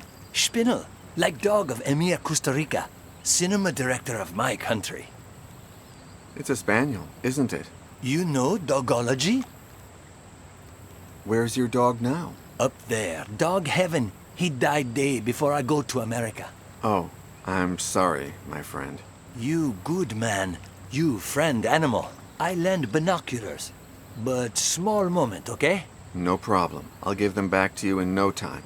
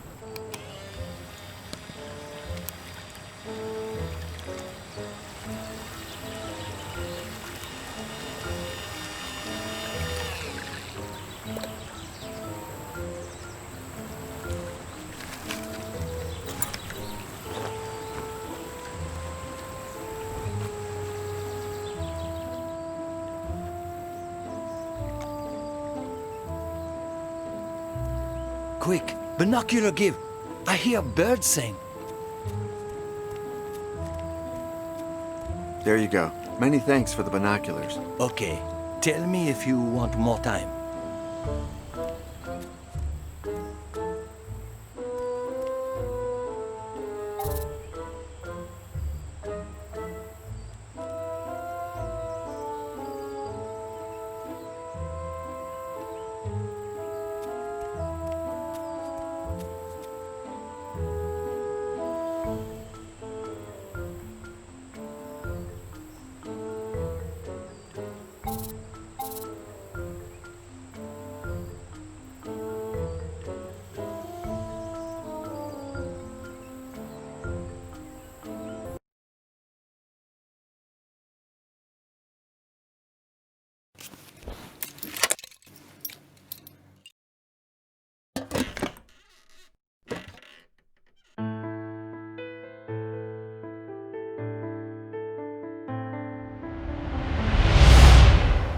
Knowledge, Cater. I've been searching for it all my life.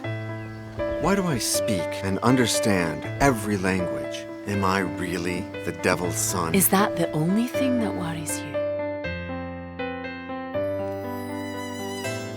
You know I'm taking risks for you. If Hines or your husband find out... You think my husband knows anything? Every time he tries to mount me and he doesn't get hard on, he knows something's up, but he doesn't know why, or whom I spend my nights with. But it's not the nights I'm worried about. I'm scared of Hines. The closer we get to our goal, the more obsessed he becomes. Do you think he's losing his mind? Not yet. The ritual of transmutation will be the first step towards what I've always longed for. And yet you don't seem excited at all. I'm tired of killing. You were amazing in the last rituals. It's obvious you enjoy them. That's the problem. Why don't we run away today? To hell with my husband. Hines, the order, the ritual, everything. I wish it was that easy. I've been looking for those coins for 10 years. Then let's steal them. I can't. If it wasn't for Hines, I'd never have read the Treaty of the Flesh. And that's what put us on their track. Without him, the Order wouldn't exist, and we would never have found the coins. I can't fail him now. What about me? I must leave you now, Cater. I can't make him wait today. Nor me. Not forever.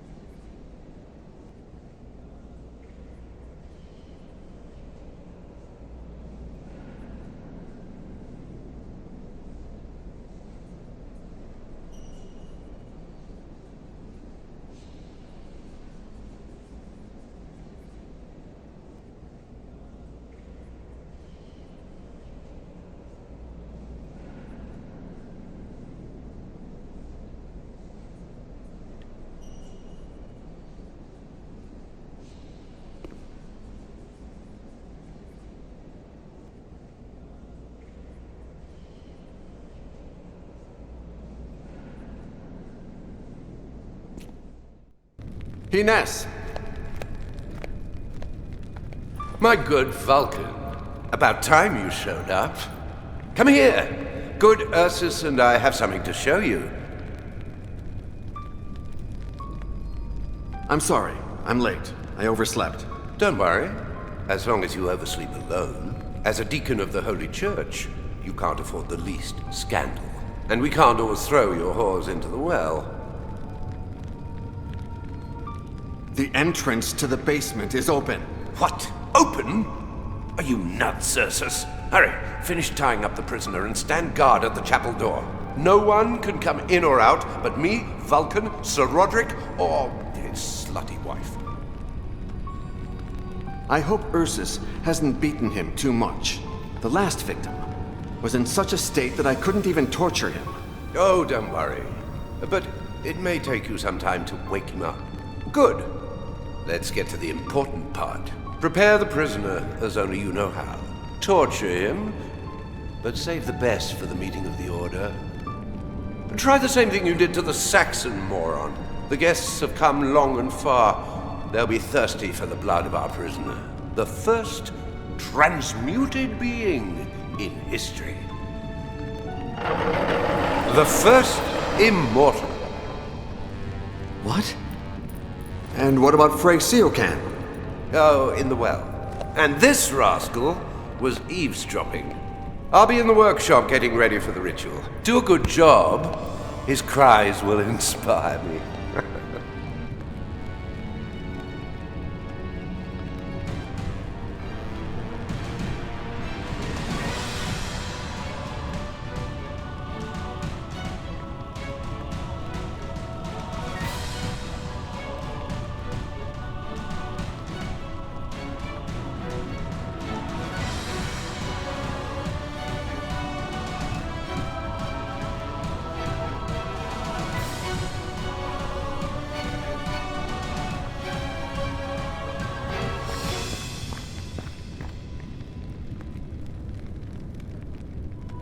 You turn the handle to separate the two boards as much as possible. Then you put the prisoner's ankle between them. Then you turn the handle in the opposite direction, so the nails pierce the flesh. And he bleeds.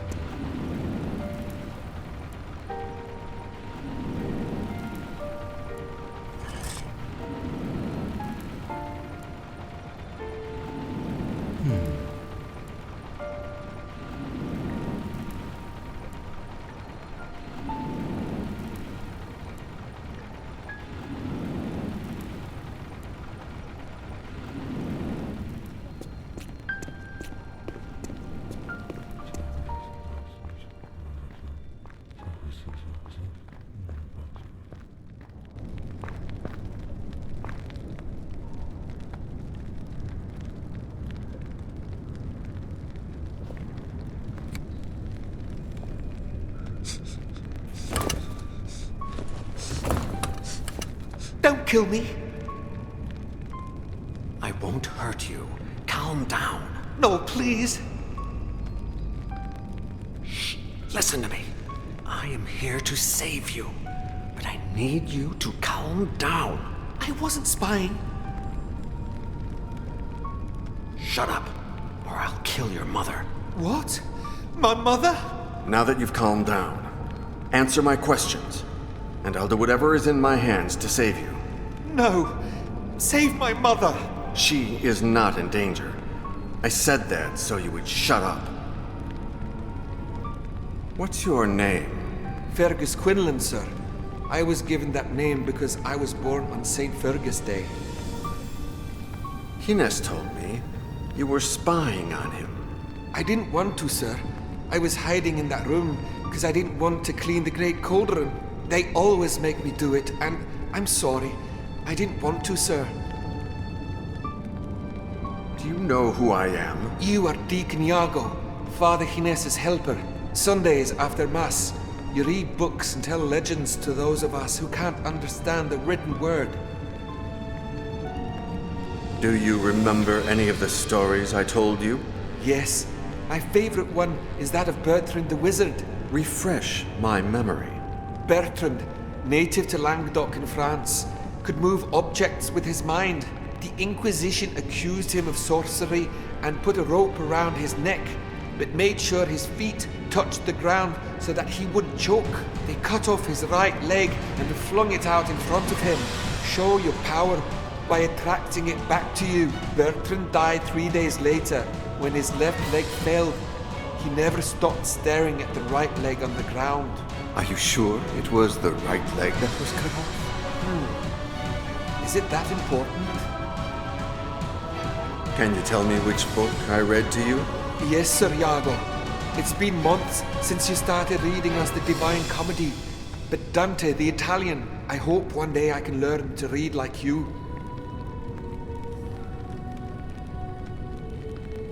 What did you hear Hines saying? I don't know, sir. I didn't understand a thing.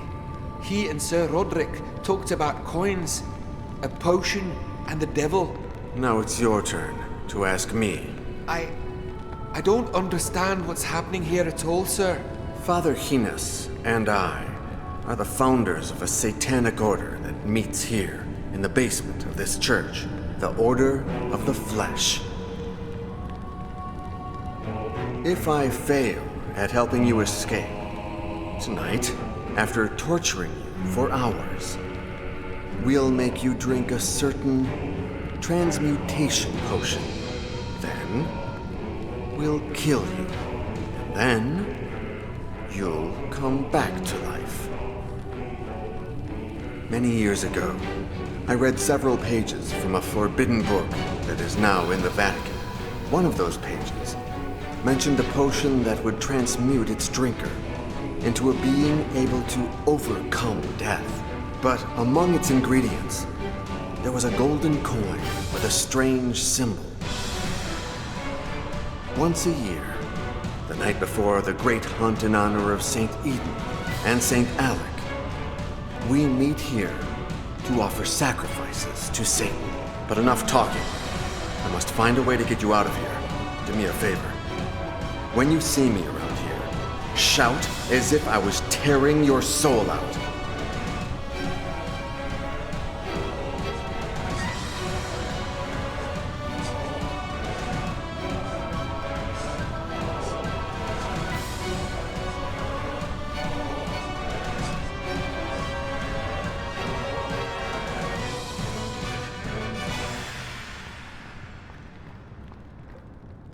Don't kill me.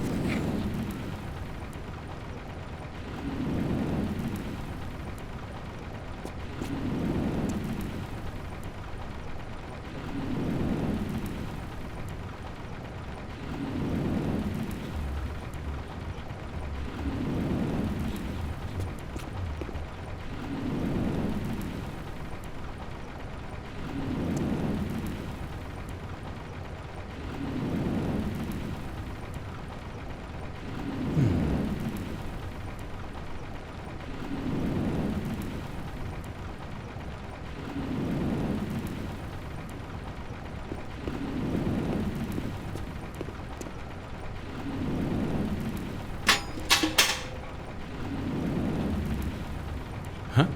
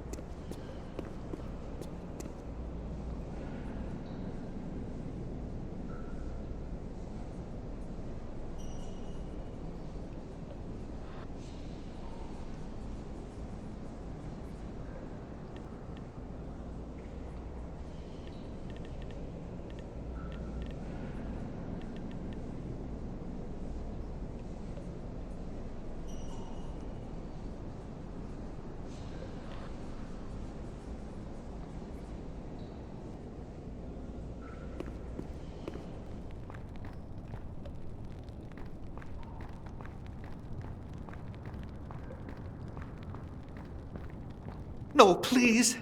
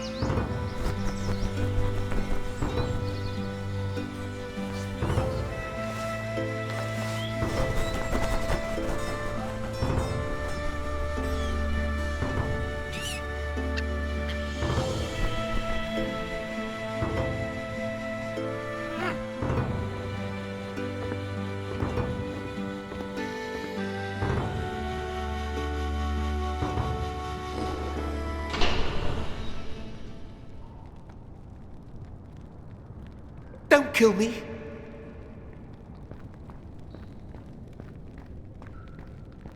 I didn't do anything.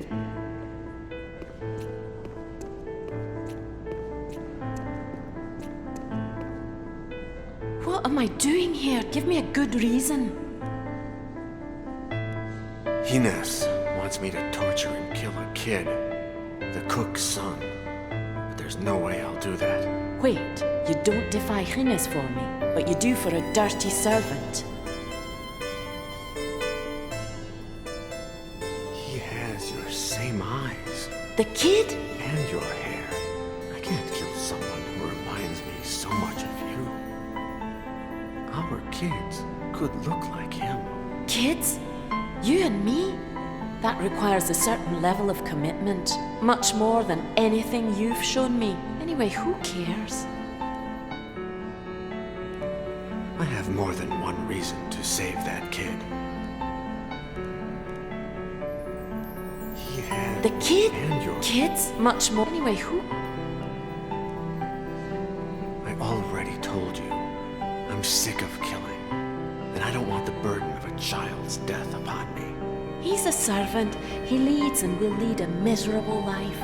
You're taking nothing from him. Anyway, who cares? When the Inquisition captured me as a child, it was the death of another child, also a servant's son, that helped me escape. Whether it's God's or the devil's doing, it's only fair that I pay back the favor by saving this kid's life. One death more or less is not going to tip the scale. Anyway, who cares? Are the guests arriving? It seems that Don Guzman arrived during the night with a lot of servants. I hate it when members of the Order come with such a large entourage. The more servants, the higher the risk of someone learning about the Order. Have you seen your husband? Yes, he's in a terribly bad mood. I guess none of his whores could give him a hard-on. He's forbidden access to the castle to anybody but the guests and their entourage. What I'm giving you is not easy to craft. I'd never worked with gold in such a clean, detailed fashion. And the inscription. I copied the idea from St. Alistair McNair. I don't know what to say. Tomorrow, during the hunt, we'll run away together. But first, I need to save that kid. Please, help me. You wanted the cape, didn't you? I need your cape to save the kid.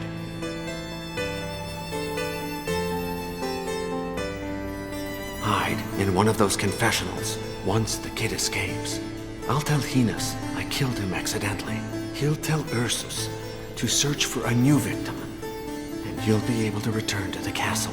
And tomorrow we will be free? Tomorrow.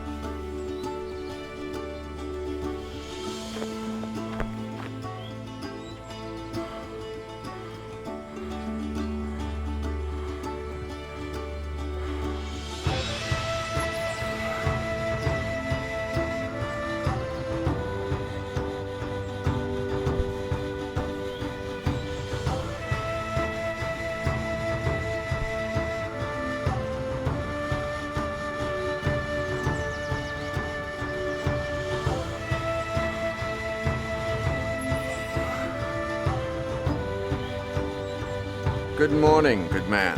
At your service, sir. They seem really heavy. You're a man. They're empty. You know it's heavy. It's the damn hangover. Heavy. Can't even lift it. So Roderick got saved him for many years. Forced me to drink 6 glasses in a row before buying the goods. Maybe he fears someone will poison him. Are you mad? Who could be so evil? Anyway, I feel horrible today, and I take it back. What do you transport? What am I transporting? Delicious wine from Wiesenlachen, brewed at St. Mungo's Abbey. But of course you know this. When St. Emlyn traveled through Wiesenlachen, he asked the girl for water. She didn't want to give him any because the plague haunted the village. But then St. Emlyn insisted, so she gave him the water, which she transformed miraculously into wine, and he drank happily, and he had a hangover. And he died, not so miraculously, the very next day. Bah! Details. I think I saw you walking around the lake last night. What were you looking for? I was really looking to get a breath of fresh air. After selling some of my goods to Sir Roderick, I was a bit dizzy. But at the same time, I was looking for stench in the cave. You remember that St. Columbia defeated a monstrous demon on the shores of Loch Ness. It seems that the stench betrayed him. And you found a similar stench here? You're crazy. You can only breathe goodness here. I was waiting to find some pagan devil like that Bile. When I knew I was coming here, most of my fathers insisted I look for St. Phelan's cave. Right. I've looked for it too. In vain. What? Same as me. The so-called dizziness went away, but I fell asleep on a rock. A lovely night, out in the open. If it was winter, I'd be dead. I feel like shit today. Will you stay tomorrow for the hunt? I'd love to. I'm a devotee of St. Eden and St. Alec. Plus, I heard that noblemen from all across Europe are coming. But as soon as I get all these barrels in the cart, I'm going to go back to St. Mungo.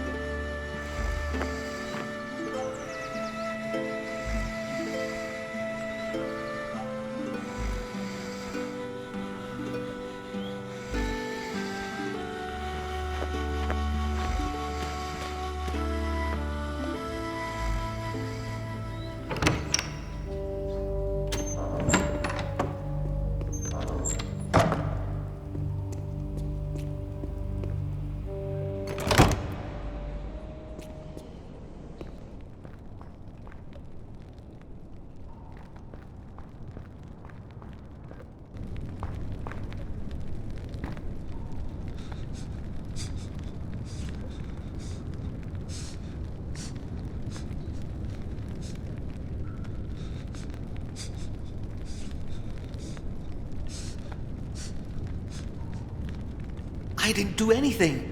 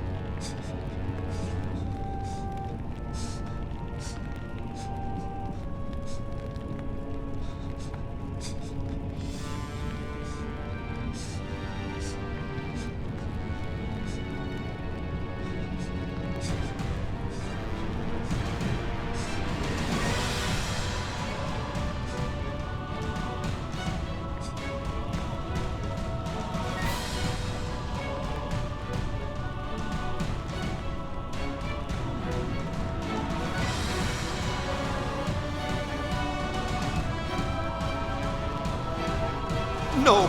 No!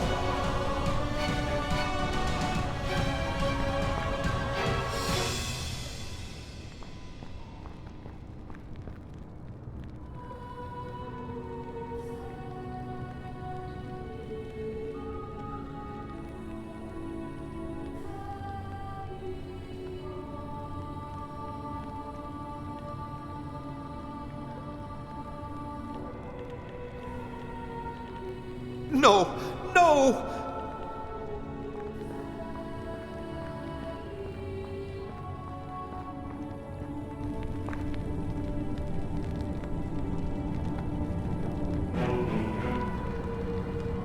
I wasn't spying.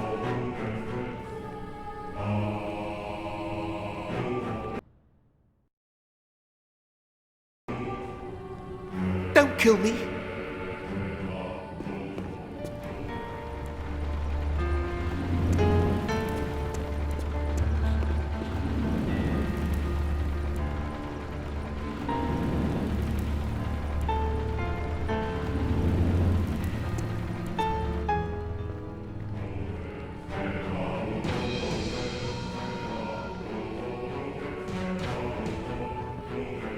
This can't be happening.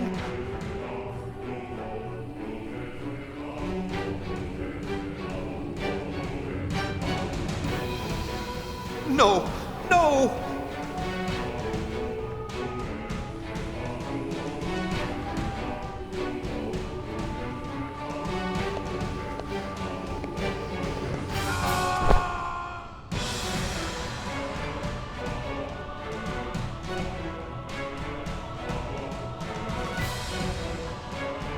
No! No!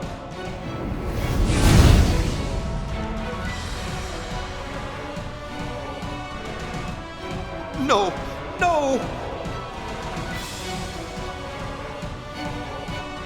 This can't be happening.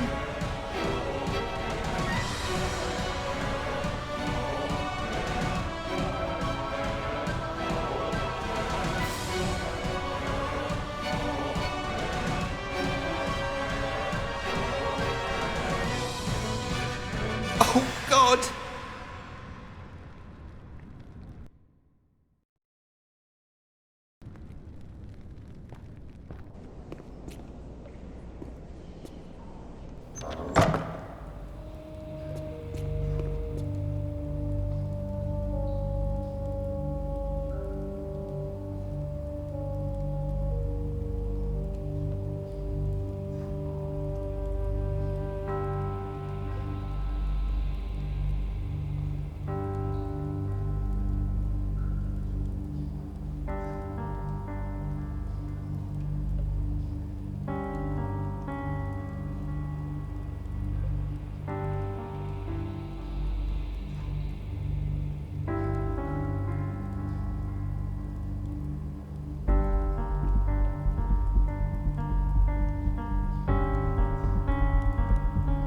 That kid just doesn't know how to give in to torture.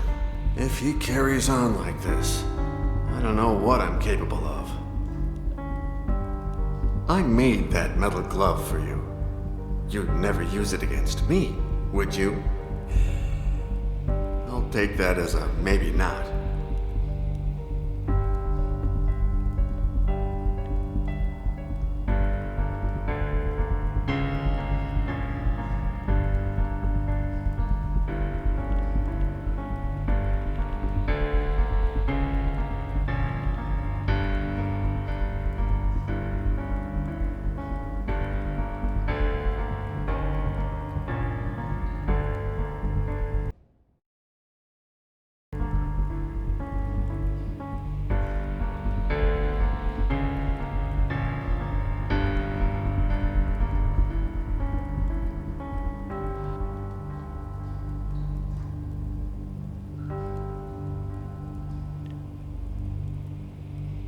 Your leg.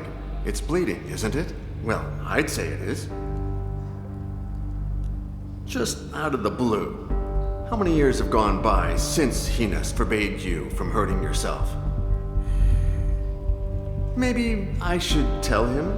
Or are you going to give me whatever it is you're hiding?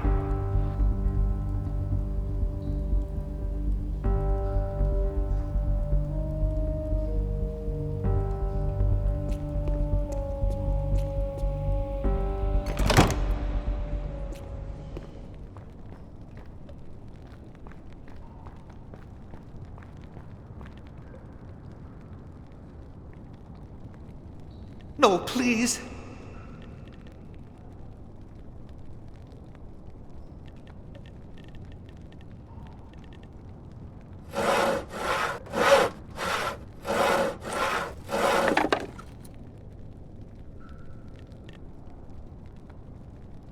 No, please.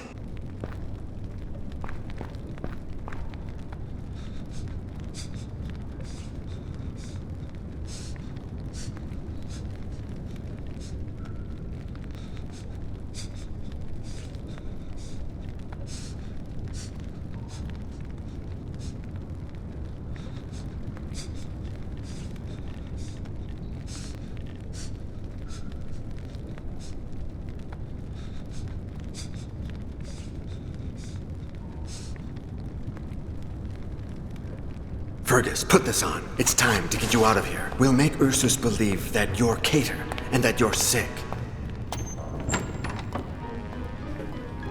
When you're inside the keg and the cart starts moving, say 100 Hail Marys, go deep into the woods, and walk all the way to Aberdeen. I will give you something extremely valuable. Sell it and embark on a ship to Europe. I don't care what you did before, Deacon Iago. You're a good man. Don't be stupid. Come with me. We'll go to the Vatican and convince the Pope to burn that cursed book. No. I must finish something and make sure they don't follow you.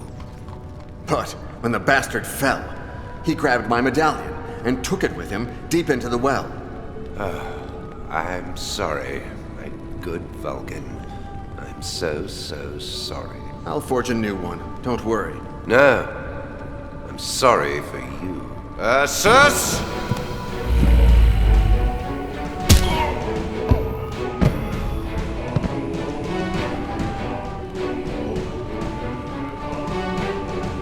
Please forgive my little trick, Vulcan. You betrayed me. And I'd do it again. But you won't. Maybe you'll be glad to know that I didn't play fair myself. You were growing too distant. I had to see just how much. And you didn't pass the test. Your fling with Lady Katia, your disdain for our benefactor, Sir Roderick, your arrogance, and now, your betrayal. You must become my faithful disciple once more. Never. I hate you. You will do it. You will. You'll take the child's place in the ritual. You will drink the transmutation potion, die, and be reborn beside me. And you know why, don't you? You'll take out the mercury, so that I will return with no memories. Worry not. I will be waiting for you. I will embrace you and remind you that you are my faithful son. You will serve me for all eternity. As of tomorrow, once we are transmuted, we will recover the Treaty of the Flesh, and you will translate it in full for me. I am certain that it hides even more powerful secrets. The world will be ours. My good Vulcan. What about the boy? We have more urgent business today, but we'll find him. I may even grant you the honor of killing him. We have all the time in the world.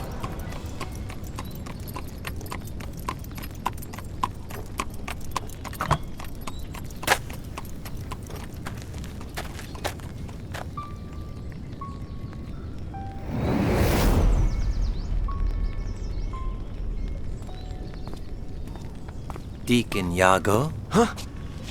Who are you?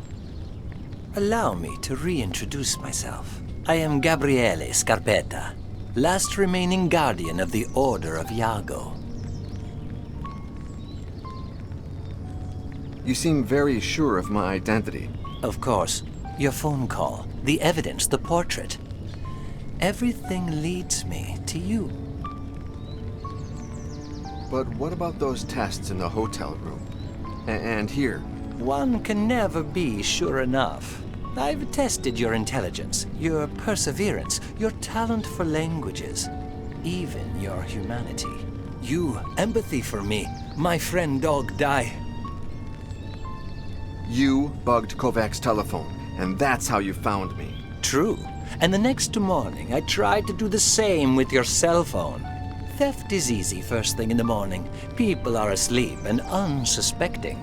But, to my surprise, I soon realized that someone had beat me to it. Your SIM card had been cloned. I wouldn't turn it on if I were you. Otherwise, whoever did this will know your location.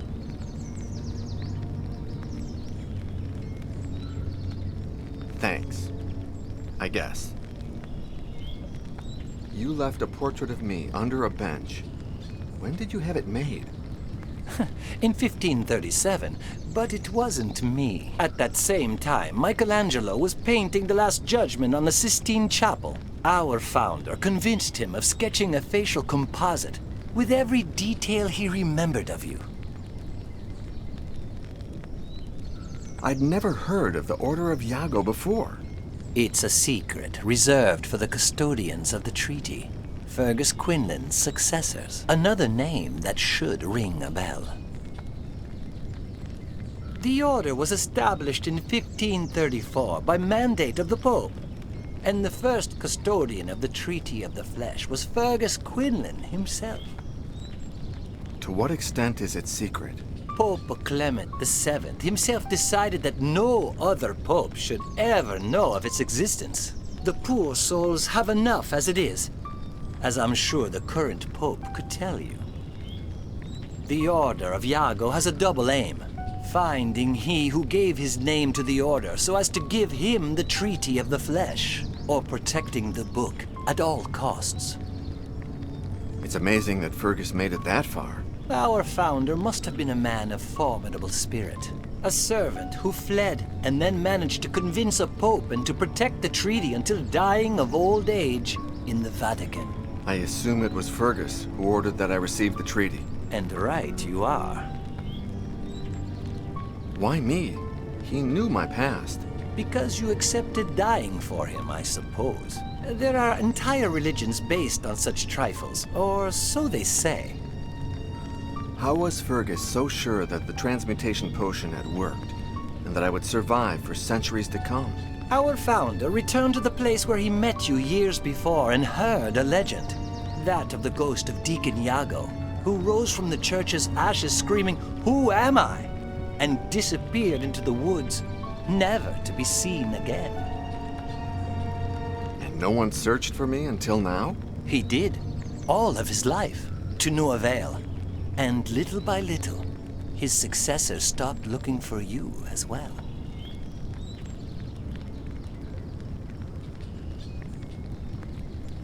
Kovac said that you were his, informant? He told me that you'd given him information for his book. The bare minimum to convince him of placing the Treaty of the Flesh on the cover of his book. I had to lure you somehow. He said that you had contacted him in the Vatican. As did all my predecessors every time someone asked about the Treaty of the Flesh. It didn't take me long to realize it couldn't be you, although it did turn out to be very useful in finding you. Wait a second. You still haven't said where the treaty is. Is it still in the Vatican? No, it was relocated long ago. Where was it in the Vatican? Before the order was established, it was in the Vatican's secret archives, alongside hundreds of forbidden books. But thanks to our founder, it was moved to a secret vault within the actual archives, and protected by means of an entry mechanism that he designed with you in mind. Why did they move it? During the pontificate of Pope Pius VI, the papacy faced several scandals: embezzlement, theft, schemes within the organization itself. The custodian of the treaty convinced himself that the Vatican was no longer a safe place. Where is it now? In 1786, one of my predecessors hid the book in the catacombs of a city that was transferring the skeletons of its cemeteries to those very same catacombs. There, they recreated the same entry mechanism that the founder had designed for you. That can't be. They took it to Paris? My Paris? And there it still lies. Look for the Triskelion in the tunnels, and you will find the Treaty of the Flesh. Goodbye, Deacon Iago. Wait, won't you be traveling with me? No, I am free of my burden at last. The Order of Iago dies today. You will never see me again. Thank you for everything, Scarpetta. I will find the book and dedicate my life to protecting its secret. I don't doubt it. Then why don't you look happy about it? Don't you realize that your life gains meaning, and that my life loses it? May God be with you, Deacon Iago. It has been an honor to meet you.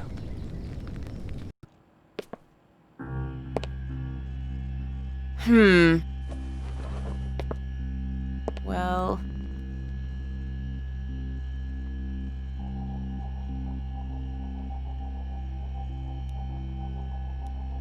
The restoration is... Say one more word and there's no deal. I'm leaving in 4 hours and I don't have time to waste. Shit!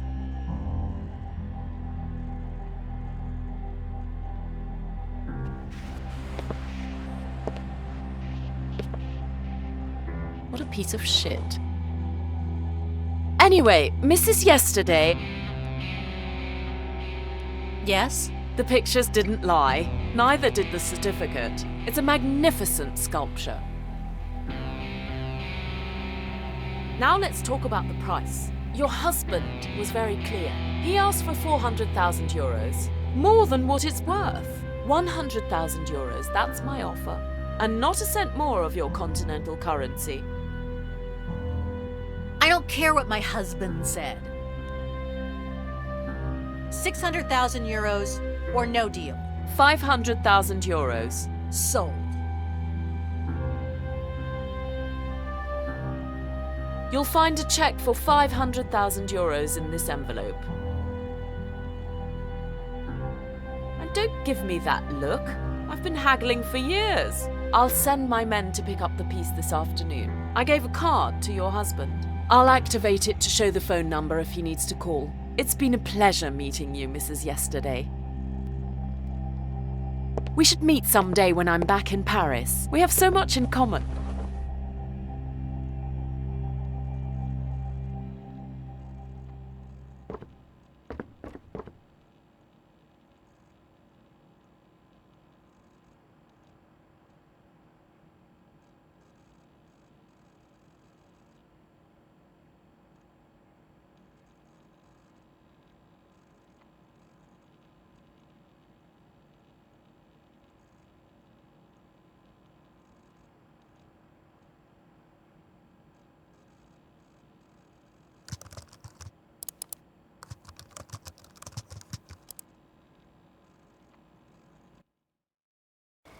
Are you sure this is where we're supposed to meet?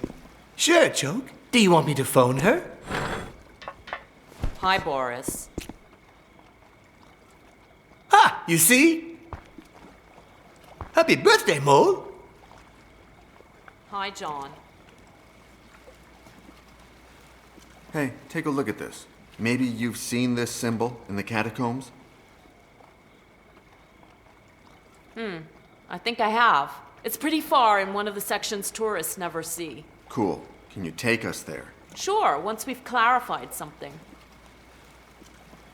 Boris said it wouldn't be cheap. 2,000.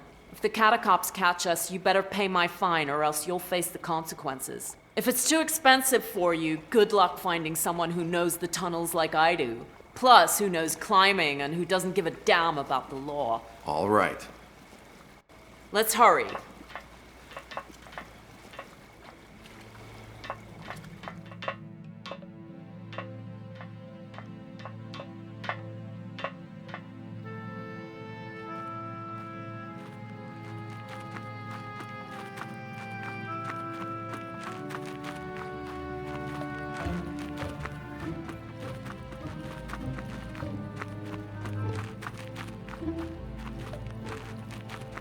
It's at the end of that gallery. I'll stand guard here. If the catacombs come, I'll lure them away while you escape down this tunnel. If you need me, point here with this.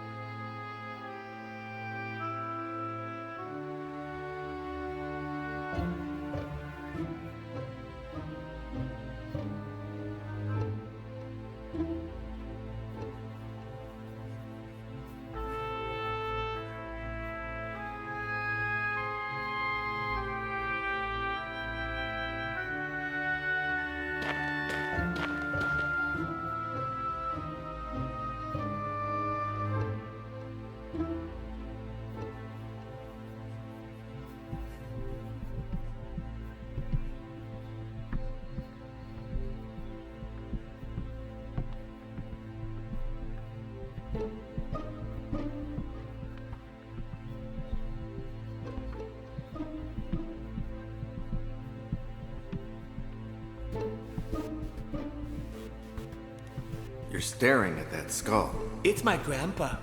I'm asking him if he knows where my Danny is.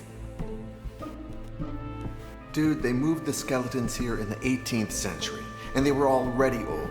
He can't be your grandfather. Then he's my super mega great great great great great great great great great great grandpa. Who cares? You don't need to ask that skull. I can tell you what happened. Everybody can. No, you weren't there when it happened. Nor were I. I was late. But Grandpa is in heaven, he can see everything. So your grandpa is talking to you? Not right now. He's going to ask some other dead guys, just in case someone was there when Cadway collapsed. I sure hope he finds someone who can tell him where Danny is. Thanks for arranging things with Mole. As soon as you said catacombs, she came to my mind. But not just my mind. Ever since I saw her at that party, she affects another part of me too. Happy birthday. But now I'm too busy to think with that other place. Are you sure Pauline didn't tell you where she was going? Again, no. As if she told me anything. I saw her this morning when Baxter came to pay a lot for that Japanese statue.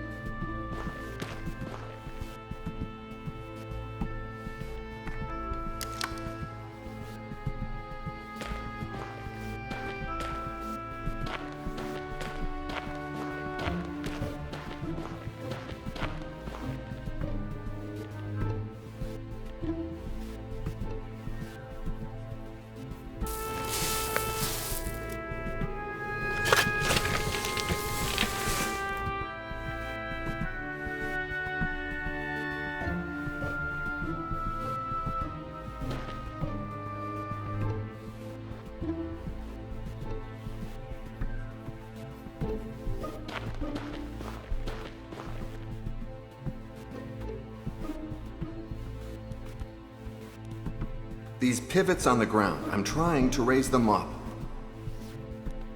Are you getting used to that light? Sure. Why do you ask?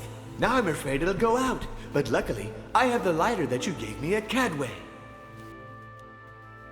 I don't remember giving you a lighter in Cadway. How typical. You found it brand new and gave it to me, saying it was the light of truth. I'm keeping it like a golden treasure. Can you lend me the lighter? No. What if the headlight dies? Can you lend me the... No. That headlight will not burn out easily. How do you know that? You're so close to the wall that you're just lighting a tiny space. That saves a lot of energy. Come on, Joke. I'm not taking stupid pills, you know. Oops, sorry. You're sure the light won't go out? Yes, I'm sure. Okay, I believe you. Can you lend me the lighter? Okay, but if you lose it, don't blame me for lending it to you.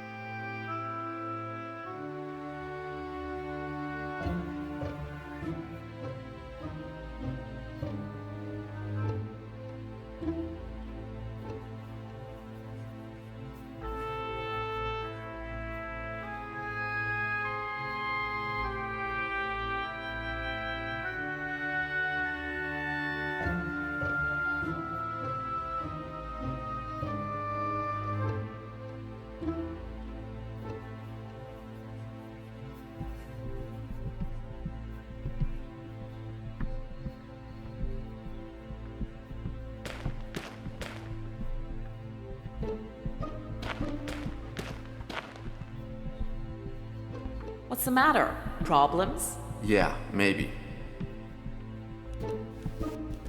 What I'm looking for may be beyond the fence. Do you know how to open it? Nope. I tried once, but who cares? Thanks for the headlights. I didn't tell Boris to bring them because, well, it's obvious. But then I bought them because Boris is just not obvious. You said that the Catacombs police will come in... Around 50 minutes. That is in case they haven't changed the schedule since I left. Why did you join the Catacombs? Money. I know. Bizarre for someone who did the same kind of things that Pauline did as a teen. The rest of the gang found it weird too. Fuck them, big time. Boris told me they kicked you out of the Catacombs. Yeah, some things never change, like me. What did change was the nose of the cop who messed with me. Boris told me that you work as a tourist guide here in the Catacombs. Always answering the same stupid questions. So the skeletons weren't here originally? Stupid question number 1. They brought them here between 1786 and 1788 because some Paris cemeteries were overcrowded. Parisians love to die beyond their means. What do the Nazis have to do with these tunnels? Stupid question number 2. But anyway, those bastards built a subterranean bunker among the tunnels, some 6 kilometers away from here. The cool thing is, they didn't know that the resistance was using the very same tunnels to escape.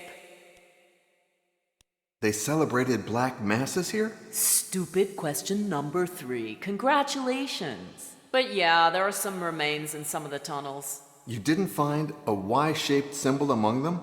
No way. Which joke do you mean? Hey look, it's my grandpa. Always the same lunatic with the same nonsense. The worst thing, it always works. People laugh their asses off.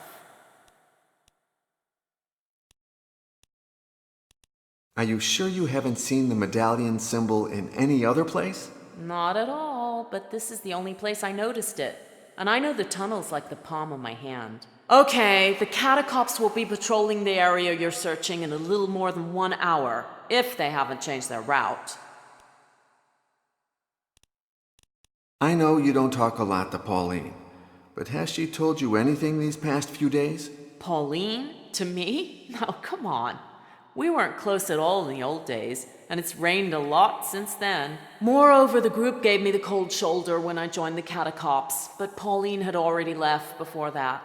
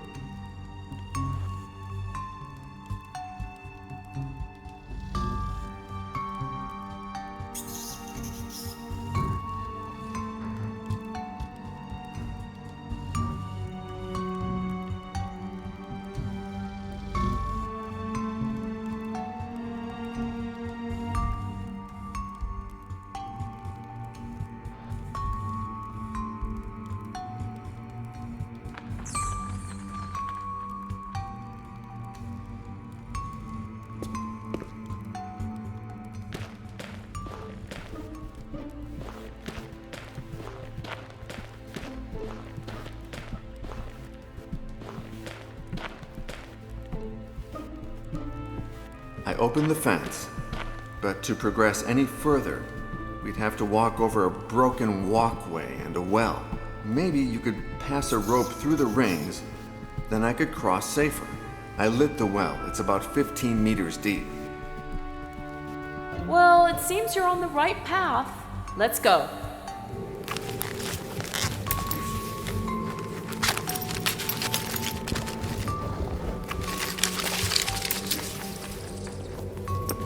There you go. Hey, don't die, okay?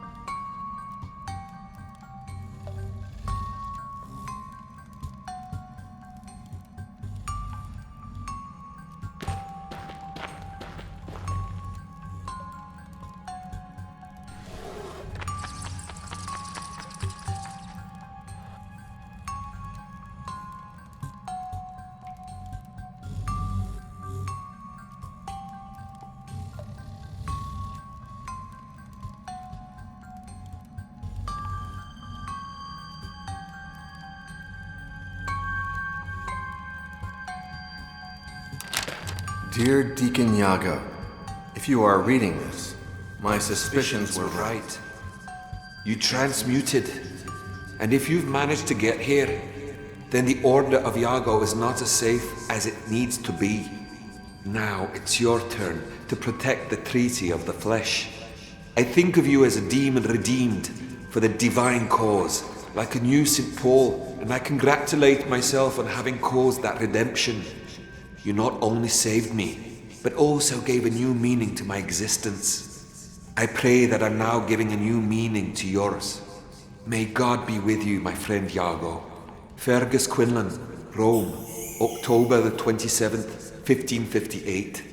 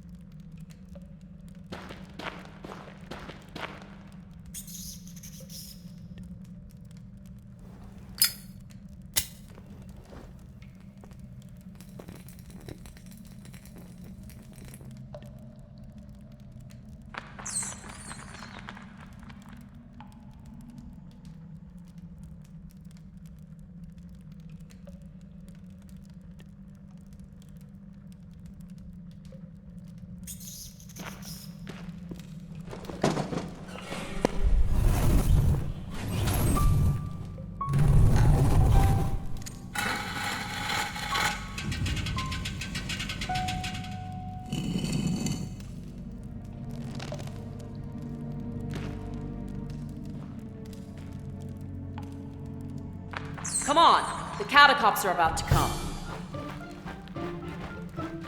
Let's move, Boris.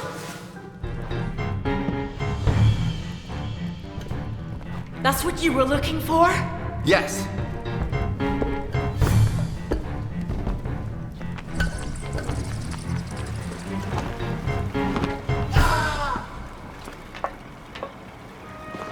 Hi, dear. Amanda? You? I lost track of you in New York, but thanks to your friend Cell, I was able to track you down. Now, you'll let us tie you up, you'll get on the boat, and if you try anything, he dies. Is that okay?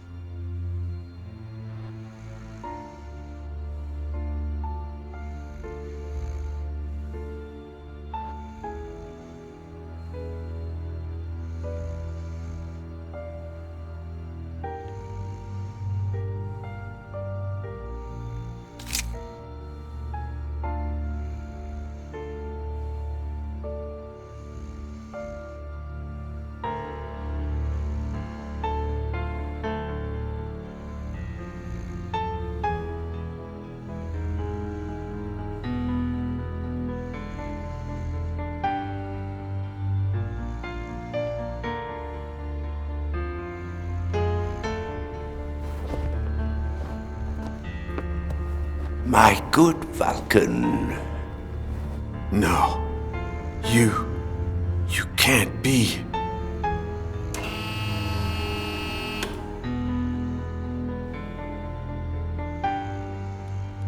You died at St. Fergus 500 years ago.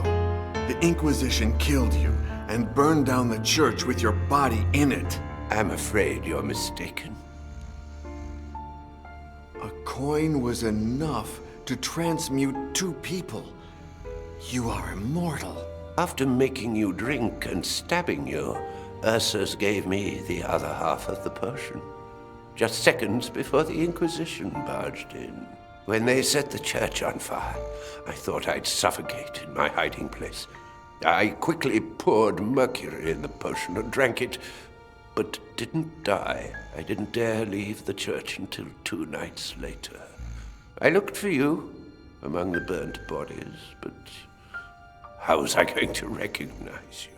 How could I be sure that the potion had worked? It worked. I'm still alive. And so are you. But you know the best part? 500 years later, I still hate you. You used me and turned me into a murderer. And not only did you kill me in the end, you condemned me to a life of perpetual oblivion. Why did you come back, Hines? To torture me? Torture you? With that? Not at all. Quite the opposite. I'm back because I hate myself more than you'll ever hate me. I beg you to claim revenge for everything I did to you. I want you to kill me. I want to die, once and for all. For good, and only you can help me, my son. Ursus! I told you nothing would happen. Please, follow me outside. Take the wine set and blow out the candles. Our host will arrive at dusk. In the meantime, will you think about my request? Please.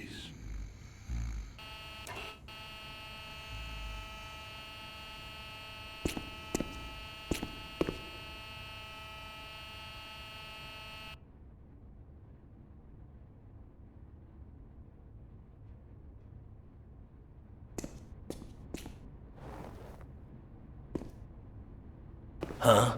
Where's the other guy?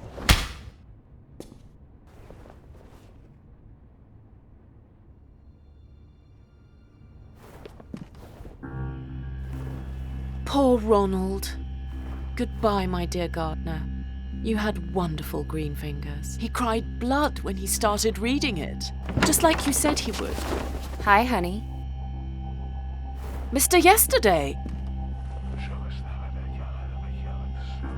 Amanda, go find the madman. He has to be here somewhere. Lenny, you bring up Gines's alchemy table. And get this shit out of here. Well, well, well. Why the long face? So I suppose you're hunting down immortals all over the world?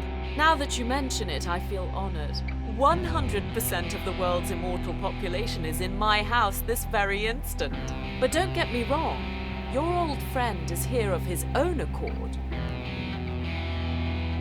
What did you do to Boris? What did we do? What did you do? Lenny just told me he disappeared. Don't try to fool me. Where is he? Gines, is there anything you didn't tell me about Vulcan? Does he have any powers we might not know of? I hope not, Little Vic. Little Vic? Don't act surprised, Mr. Yesterday. I've known Father Gines for a long time, ever since I found him in that nursing home.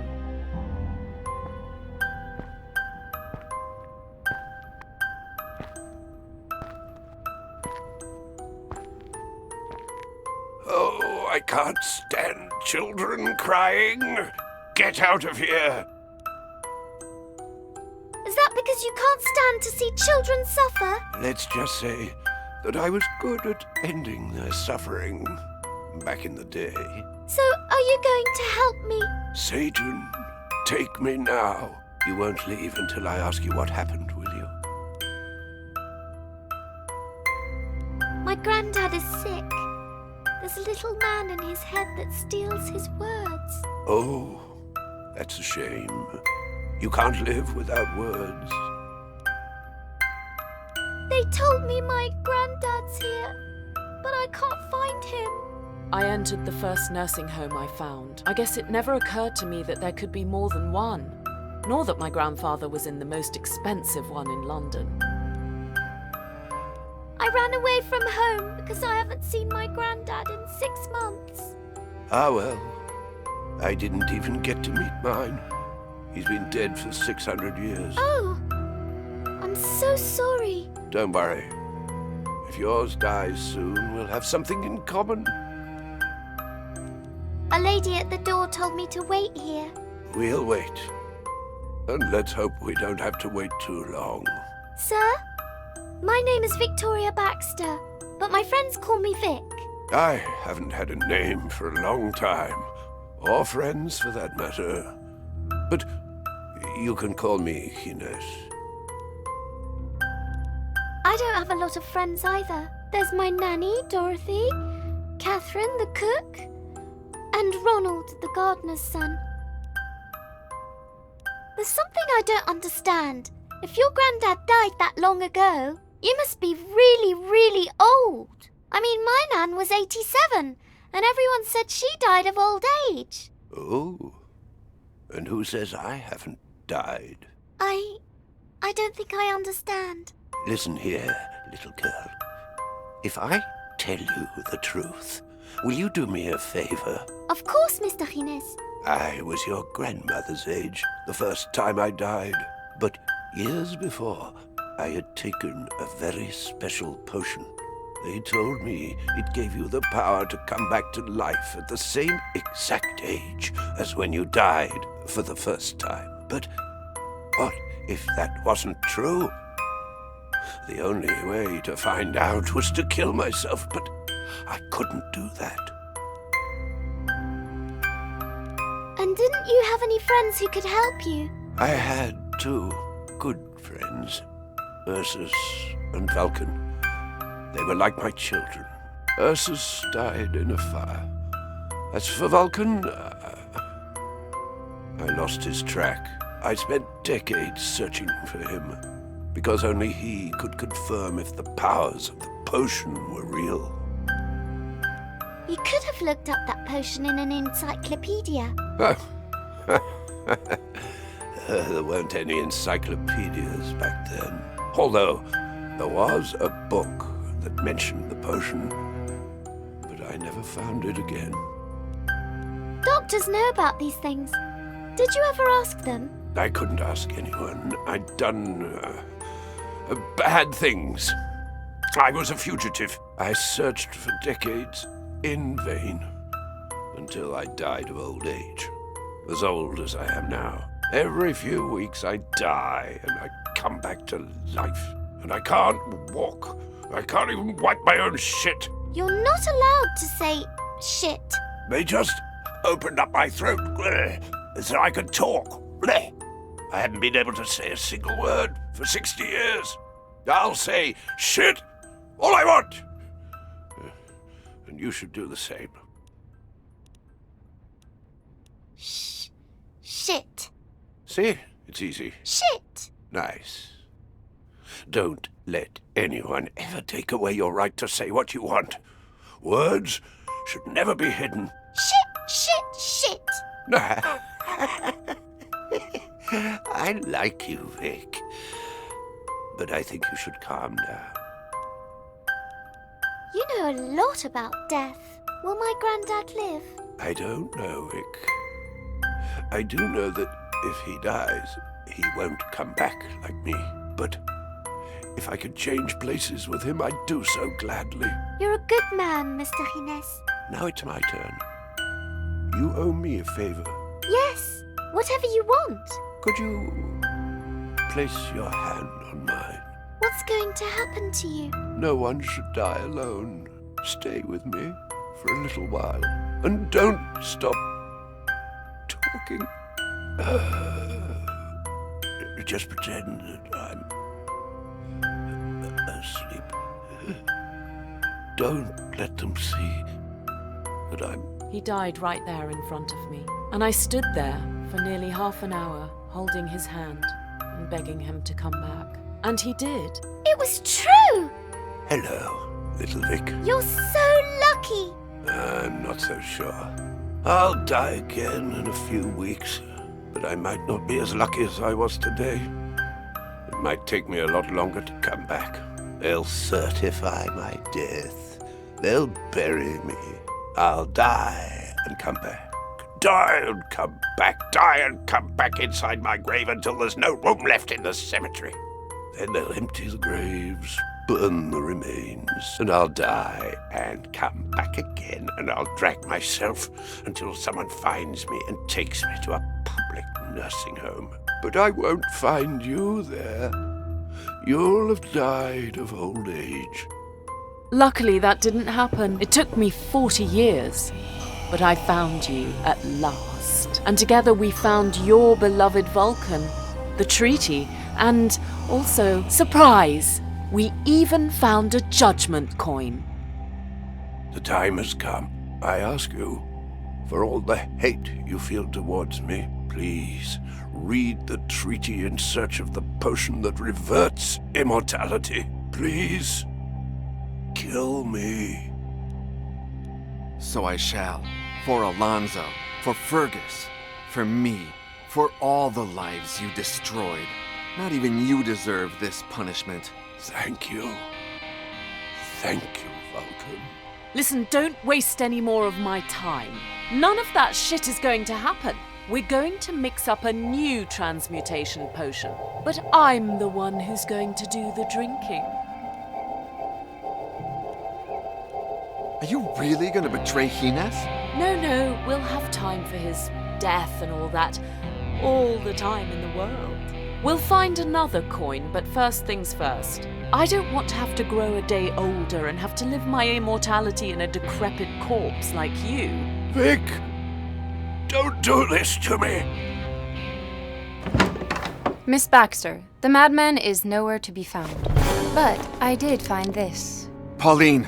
Oh! Forget the madman. Here's an even better offer. Wouldn't you just love an immortal girlfriend?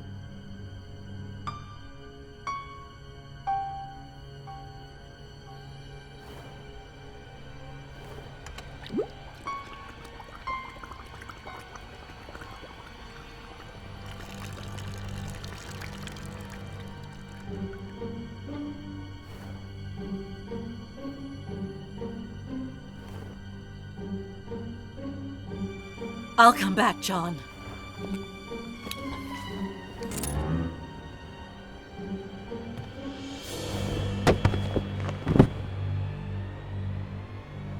It takes Hines a while to come back. What about her?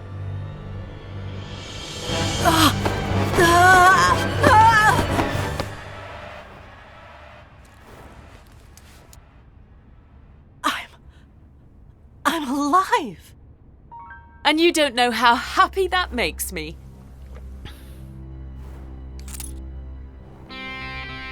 Amanda, keep an eye on them. I promise that when we find another coin, you'll be... Shit.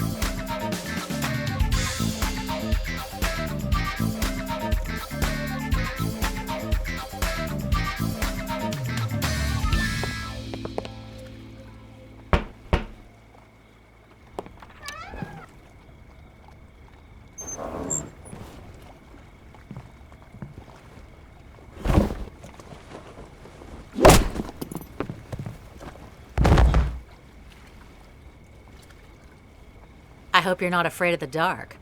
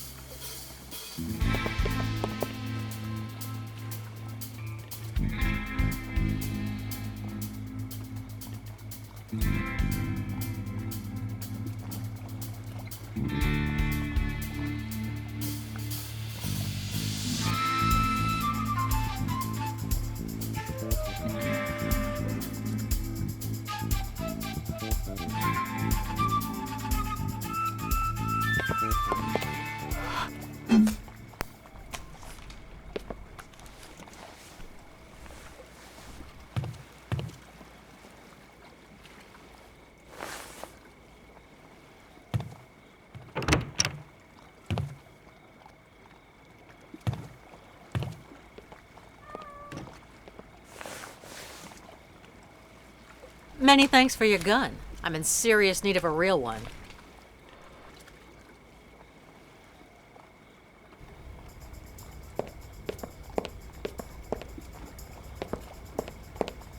Well played, miss. You have our undying respect.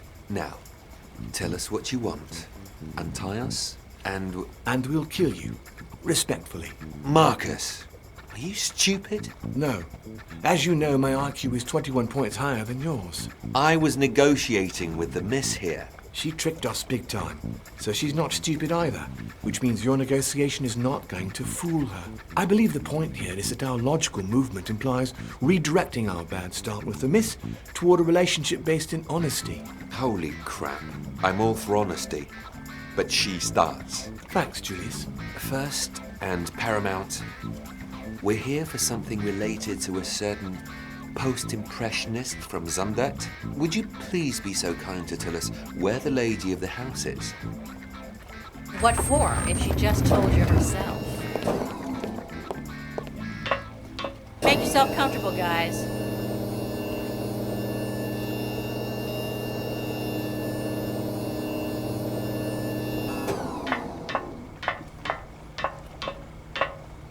You're a mega rat, 100% mega. Come here and give me a fucking hug. Weasel! Tell me it's not you who took those two idiots down. You didn't see it? You used to have cameras. I still have them, but I was taking a nap. I was so bored I just woke up now. What? I suppose you saw the two guys with guns up there? Are they freaking you out? I remember I gave you a contact to buy a gun. Weasel? Okay. They are art collecting specialists. They manage conflictual situations in unpeaceful ways. I should have given them something related to the canvas I asked you to bring here. I should have, but I didn't. They're not from here. Who do they work for? For my client. Someone whose name I don't know, of course. Probably they don't either. They're alive after all. You agreed to meet here? Who do you think I am, Rat? We'd agreed to meet in a small airport on the outskirts of Hilversum, about 15 miles from here. It seems they were coming in a private aeroplane. I don't know how they found me, but who cares now?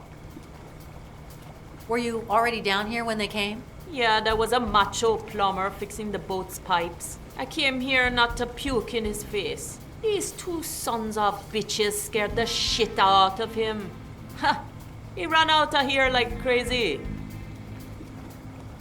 How long since they arrived? No idea, I just had breakfast. Early evening, I guess. I brought what you asked me for.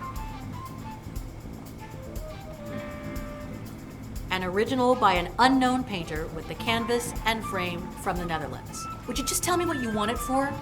In brief, I'm going to paint a new Van Gogh using your canvas and its pigments. I'll use a new forging system. 100% mega. Now I just need a subject. You want the canvas and frame from 1880 so your forgery passes the dating tests, don't you? That's it. You'll scratch the paint from the canvas and mix it again to paint the forgery with it.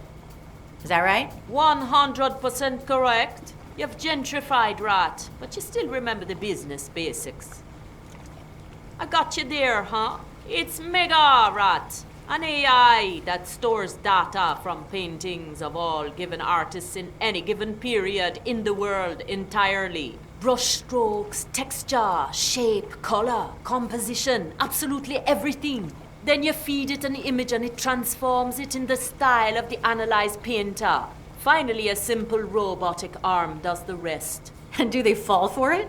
Do you remember that new Tintoretto they found a year and a half ago? No way. No? How do you think about this boat?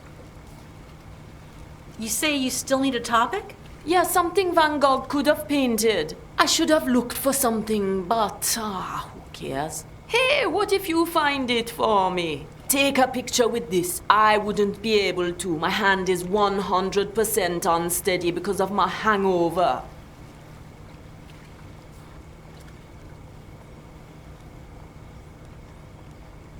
In the hidden folder on my private server, there's a subfolder with a 3D model of an ancient coin.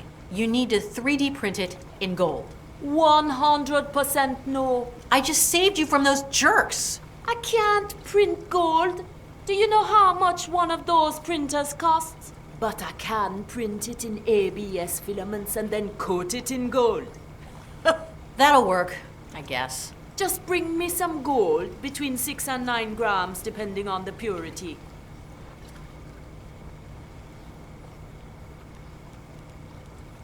I still haven't taken a single photo you can use for the Van Gogh. And instead of doing what you're supposed to, you came to update me on nothing.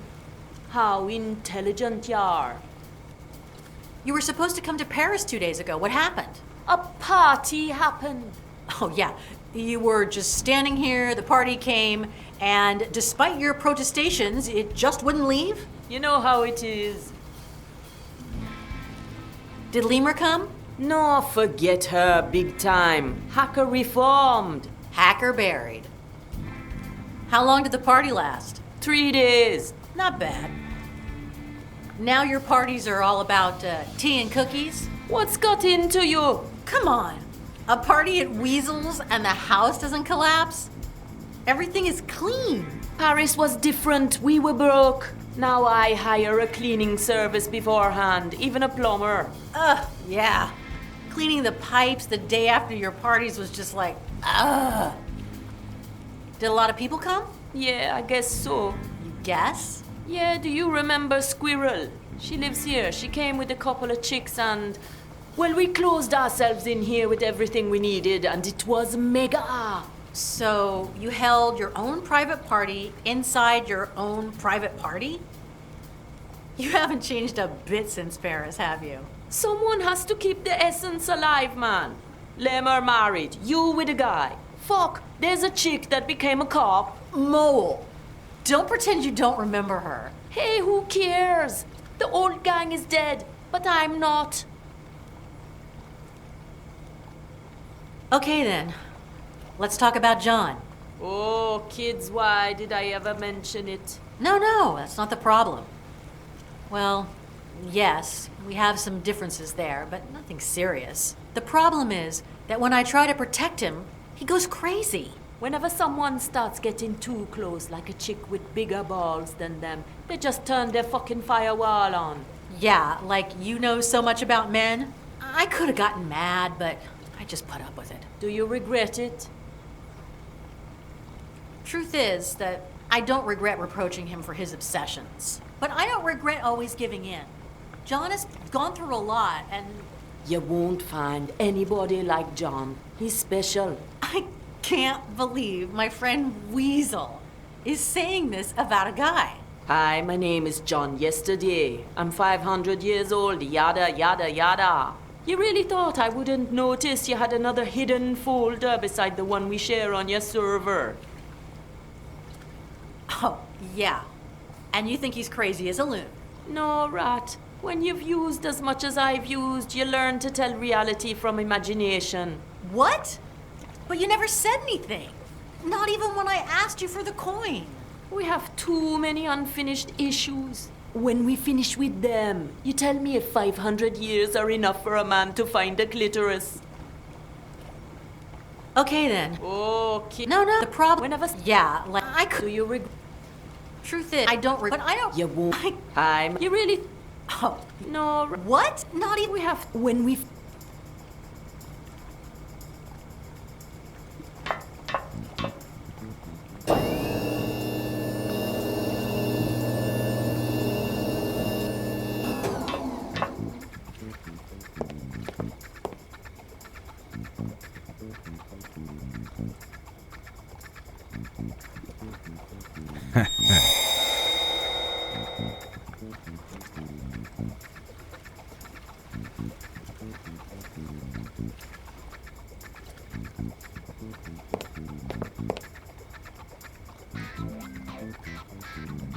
There are some things I don't get about what you do.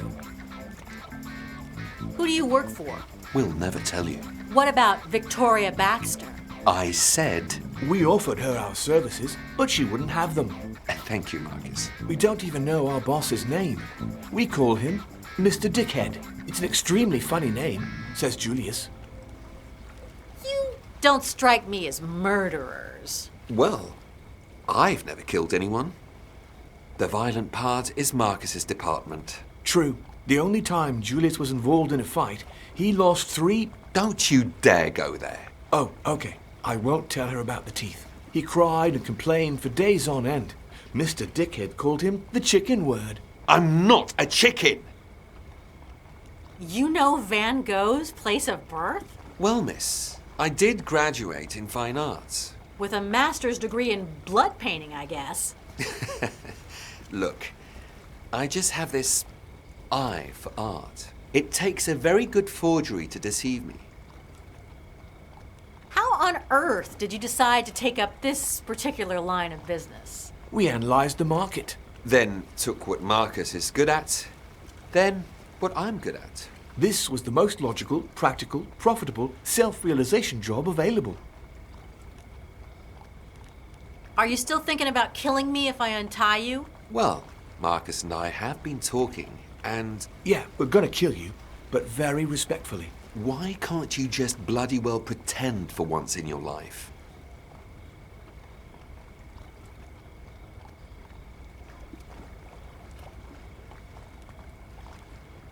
I know you came here for a Van Gogh.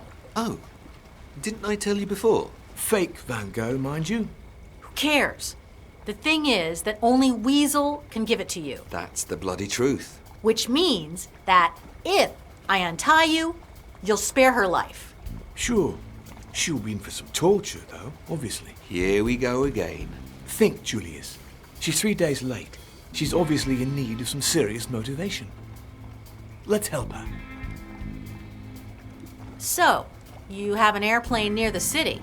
What if we do? Yes, miss. I want you to take me to London tonight. Oh, do you? Well, I'm afraid we can't fly if we're tied up here. My brother here's got a valid point. But the real problem is that if you untie us, we'll kill you. So even if we fly you there afterwards, well, I assume you'd rather visit London as a living being. Am I right there, miss? Yeah, basically. One moment, Marcus. She wants something. Let's assume we help you. What will you give us in return? I'll pay you for it. Good hard cash, tax-free. Oh, so she's Mrs. Trump now, is she? No, but I'm friends with Victoria Baxter, and I just closed a good deal with her. Let me express my deepest envy, miss. No, wait. Is she lying, Julius? No, she isn't. Just look into her eyes. How many pounds are you willing to pay for the ride, miss? What about 5,000 pounds? What about 10 times more? Okay, but take 1/4 off. Only if we add a percentage that makes me forget the awe in my face and the other affronts. Let's say 25%? Good. But did I say tax-free? I didn't mean it. We'll apply taxes from the Netherlands, because that's where the service starts. Fair is fair. Then we're set for, I'm gonna need a calculator.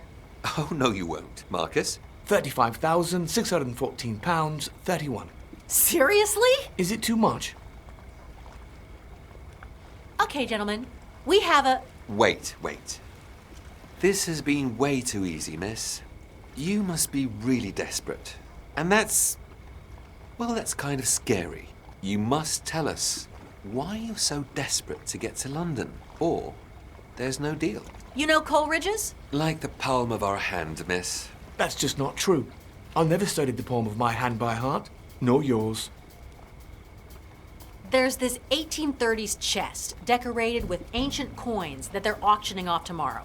One of those coins belonged to my partner in the past. I gotta get it back. Oh, I see. And I guess you already have the key to Coleridge's door. We've been trying to get in there for months. The alarm system is just a work of genius. Not a problem.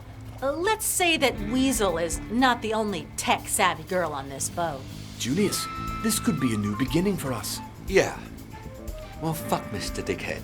We could establish ourselves on our own. Okay, let's say I believe you. If you manage to get all 3 of us in there, then your plane tickets are on the house. You don't? Then you pay us. Marcus? £35,614.31. Okay, gentlemen. We've got a deal. when my friend Weasel gives you the Van Gogh, and when she's safe, I'll untie you, and we'll be off.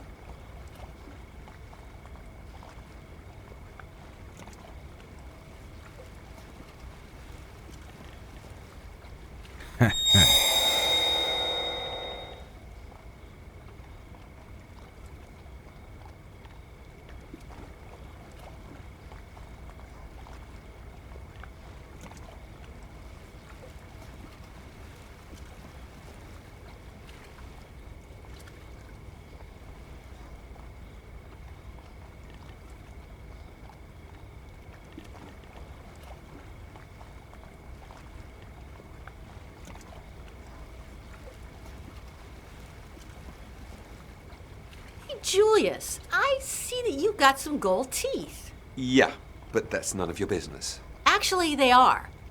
I need them ever so badly. No way, Jose. You don't want to do that, miss. He screamed when they removed the real ones. He screamed when they put the golden ones in. He'll surely scream if you remove them now. But don't worry, Julius. I won't use the word chicken on you. Hey, you know what? They're all yours. Go on, remove them.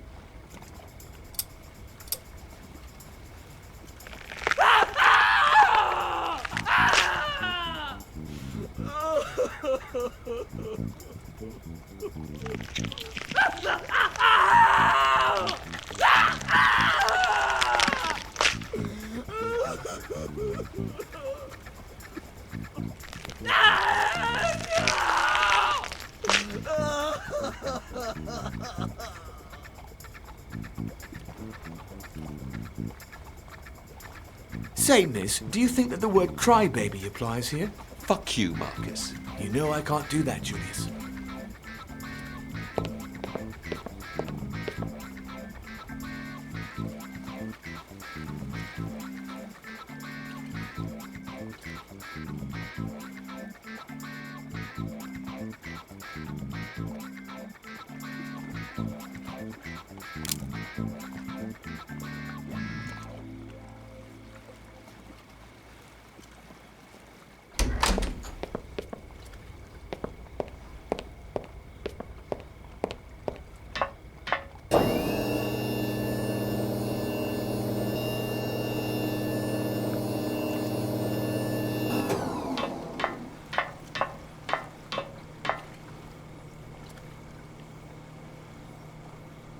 What do you think of the Westertoren as a topic for the new Van Gogh? I think it's perfect. Now you go chat with your pals up there before you get bored here. I'll need about 4 hours to get this done. You wanted gold? You got it. Here, you are a resourceful rat. Now you go chat with your pals up there. I'll need about 4, more or less the same I'll need for the Van Gogh. Good thing I solved the plane thing with Julius and Marcus, because I'm not going to be on time for the flight to London.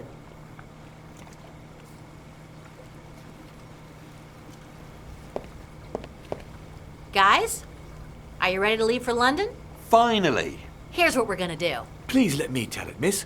I'm good at these things. You will untie us and give us the false Van Gogh. Arrangement closed. We will walk for 6 minutes to the closest taxi stand, where we'll wait between 7 and 9 minutes. We'll take off as soon as we get to the aerodrome, and you'll sleep instantly. You'll wake up when we land at Elstree Aerodrome on the outskirts of London.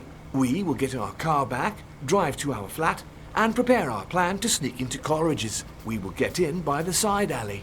Miss, you will have 45 seconds to disable the building's alarm network. I dare say you'll do it in 43. Once we're inside, Julius will say, The piece you're looking for must be in room 12B. But I'll disagree. You're wrong, brother. It's in 8A.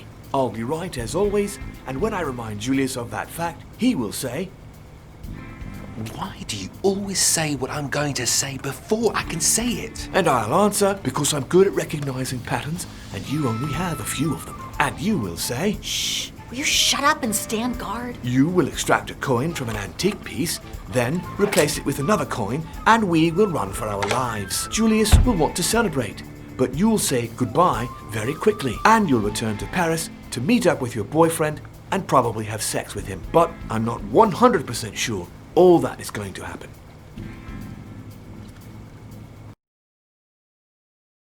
Did they take John? There was nothing I could do. They took him on a boat, and I'm really sorry, Rat. I wish I could tell you where they are. You don't need to. Rue Sainte-Lison-des-Allers, 17th. Is that in Saint-Germain-des-Prés? Yes, it's a mansion. Total snob land. If the mansion has a courtyard, it must have a sewer. And if there's a sewer, I can help you sneak in.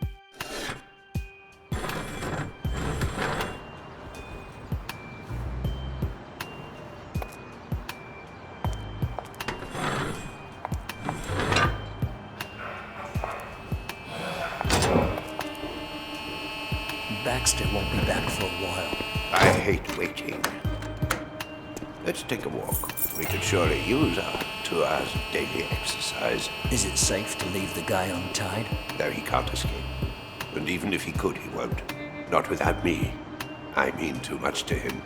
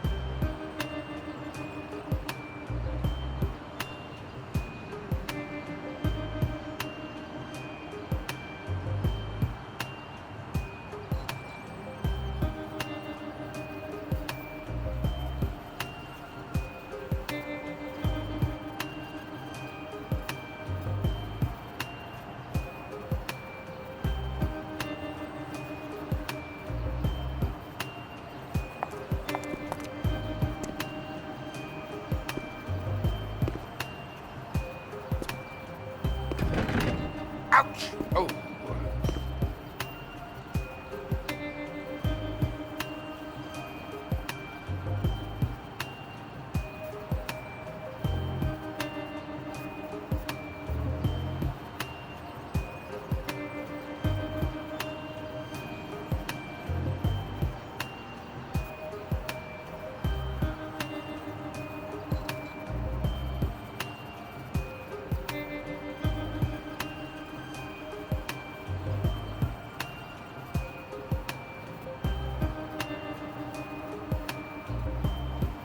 Today, I will die for the last time. It seems amazing, impossible, but last.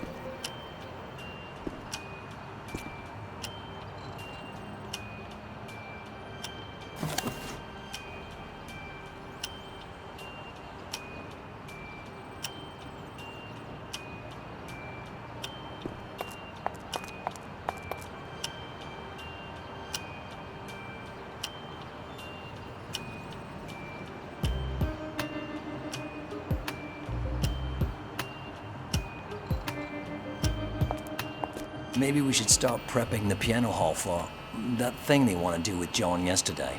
Not yet.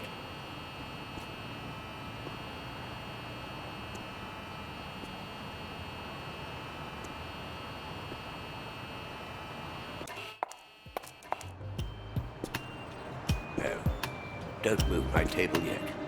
You can take it up when Baxter gets back. Ouch! Oh.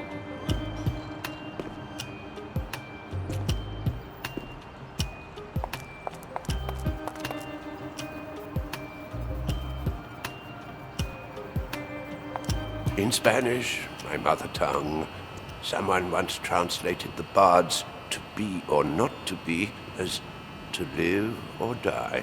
Well, that's about right, isn't it? Oh, how wrong you are.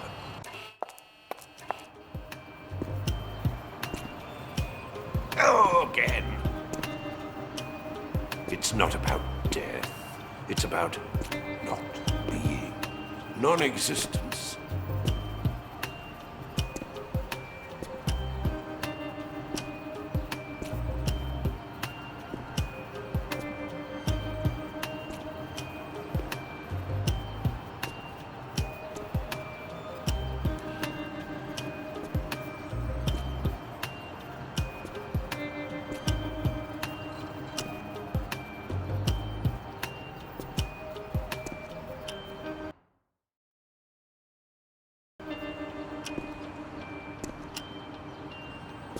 Today,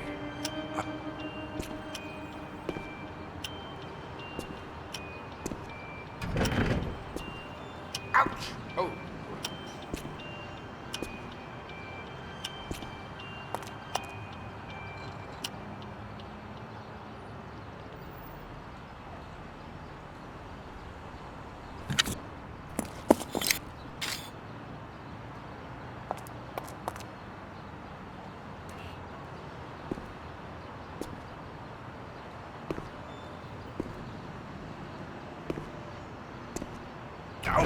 Oh, damn floor. Let's change sides.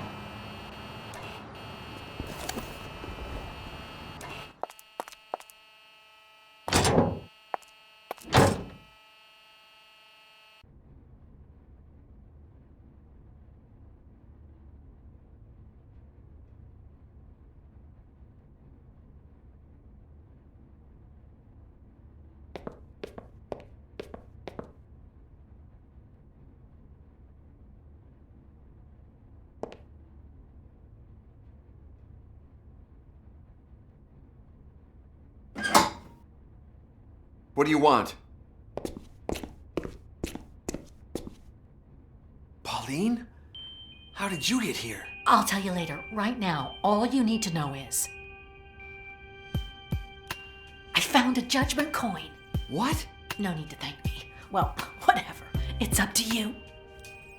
I placed cameras and microphones in the Neo. From my tablet, I can see what they're doing in the hall where you spoke to Baxter. Oh, and the most important thing, as soon as I open this door, we're getting out of here. I'm not going anywhere, Pauline. I can't leave the treaty or... No, I've got too many things to settle. But Boris is in danger. Please, take him. Are you crazy? You've got to come with me. You're not going to change my mind, Pauline. I've remembered things about myself that... Look, I don't deserve immortality. I'm the only person to blame for all of this. If I don't fix this, we'll spend eternity running away from someone. Please, just do as I say. Save Boris, and I'll take care of the rest.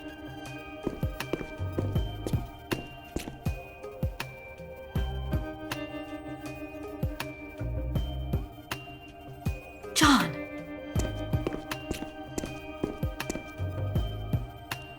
How can I convince you to come with me? Didn't you want to have kids? To hell with Baxter and Gines. I'm sick and tired of the past. Let's look to the future. I don't want to bring children into this world. With me, they'd always be in danger. And would they also be transmuted? Or would we have to watch them die of old age? Pauline, I'm coming to realize that no immortal can lead a full life. I'm recording everything that's going on in the hall where the Neo is. If I see the footage, I'm sure I'll find something to incriminate both Baxter and Gines. We'd only have to edit it and send it to the police. Baxter is a millionaire. She'd find a way to go scot-free. You say you've done terrible things. I know you, Mr. Boring. They can't be all that bad. Remember what I was like when I was Choke? That's nothing. I've killed, tortured, tricked, betrayed. I don't deserve to live, let alone live forever. That wasn't you. I'm never myself. That's the problem. I figured out how to escape, and Mole is waiting underground to guide us through the tunnels. Then what? We live underground so that they can never find us? Didn't you say I'm the best thing that ever happened to you? Then come with me. The best things aren't always the most decisive. Sometimes the worst matters most, precisely because they get in the way of the best.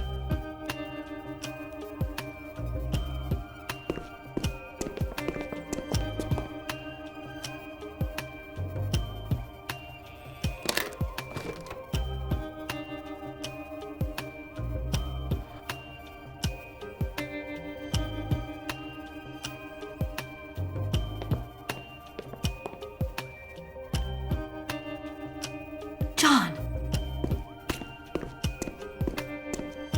Here, this might come in handy.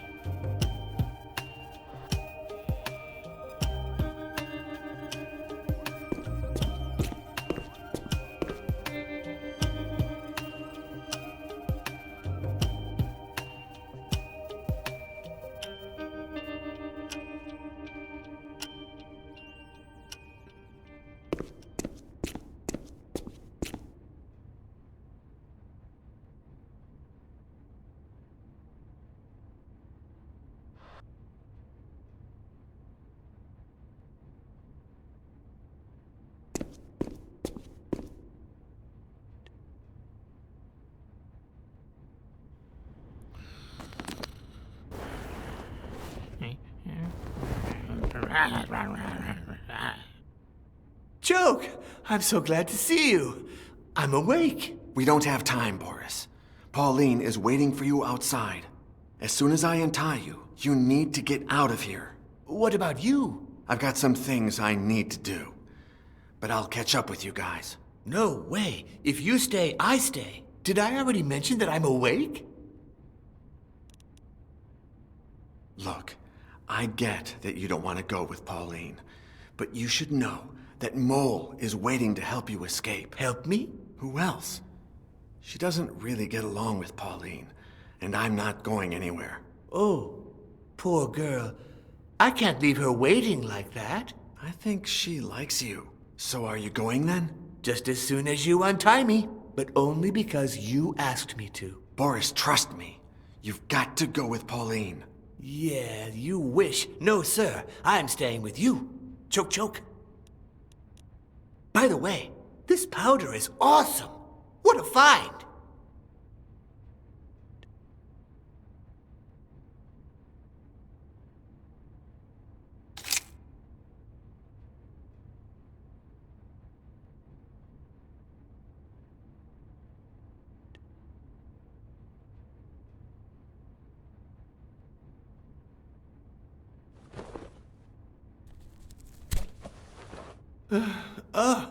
Oh, thanks. Now I can scratch my itchy nose.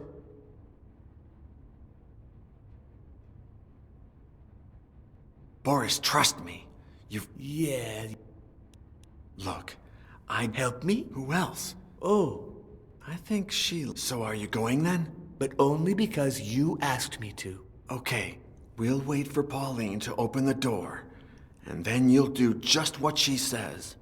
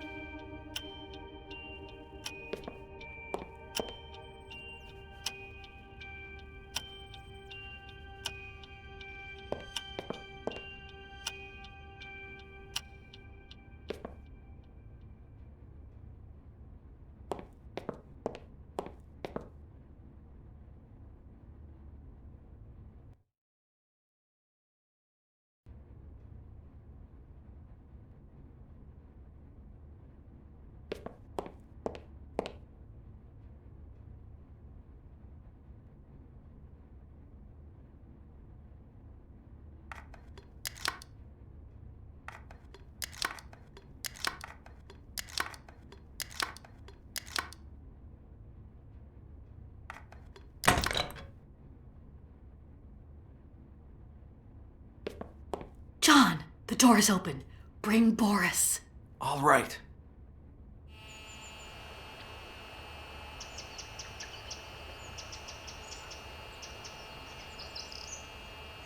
Now.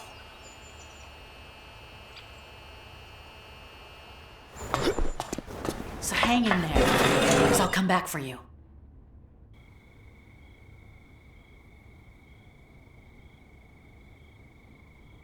He cried blood when he started reading it, just like you said he would. If you did anything to Pauline... I've known Father Gines for a long time, ever since I found him in that nursing home. Surprise! We even found a judgment coin. The time has come. Please, kill me.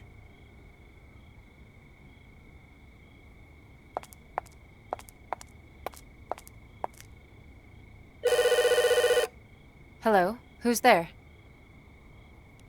Hi, this is Pauline Petit. Oh, wow. I was wondering if you've seen my beau around here. You know, cute, pointy jaw, looks kind of dazed. Hello? Hello? Are you there? Don't move, Frenchie, or your brains will be all over the intercom. I'd love to see the look on their... no. Let's go inside.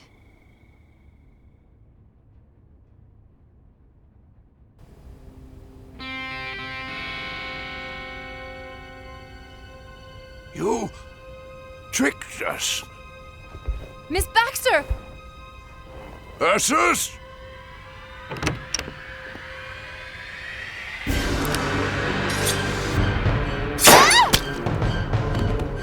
I'm going to...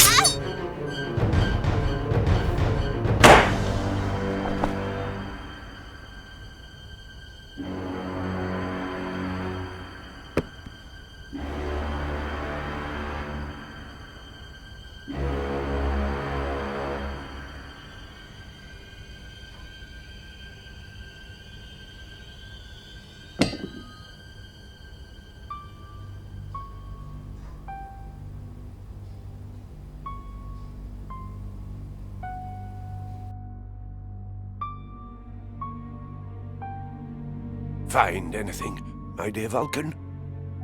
It's funny. I granted you immortality, and now I beg you to take it away from me. No. What? No, Vulcan, please. You have to. I don't deserve this. You didn't grant me immortality.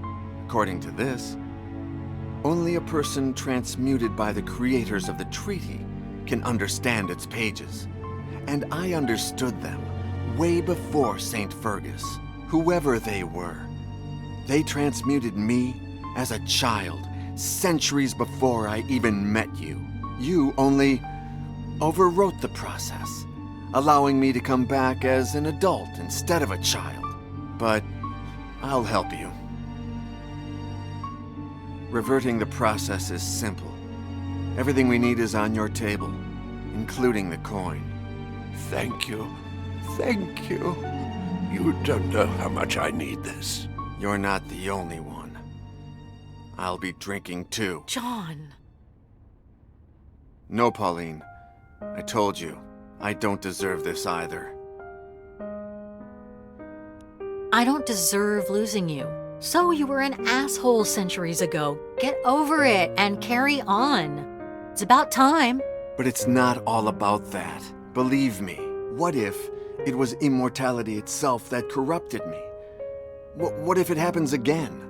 Besides, no matter how much I try to hide it, no matter what kind of ordinary life we intend to lead, someone will always find me and come after me to take advantage somehow. But what about me? What am I supposed to do? I don't know, Pauline. That's your call. I think I'll follow you. I can't say this wasn't fun, but it wouldn't make sense without you. Are you sure? I think so. Besides, we're young. If we change our minds, we can always look for another coin. All right. Thanks, Pauline. Let's do this.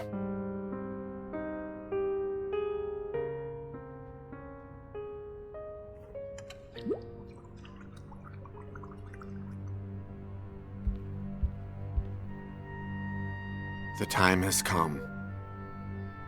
At last. Thank you, my son. Thank you. There's only one thing that pains me. How can I let you go after a lifetime of searching for you? No. You're coming with me. John! John! Oh, John! My good Vulcan. John, no, no!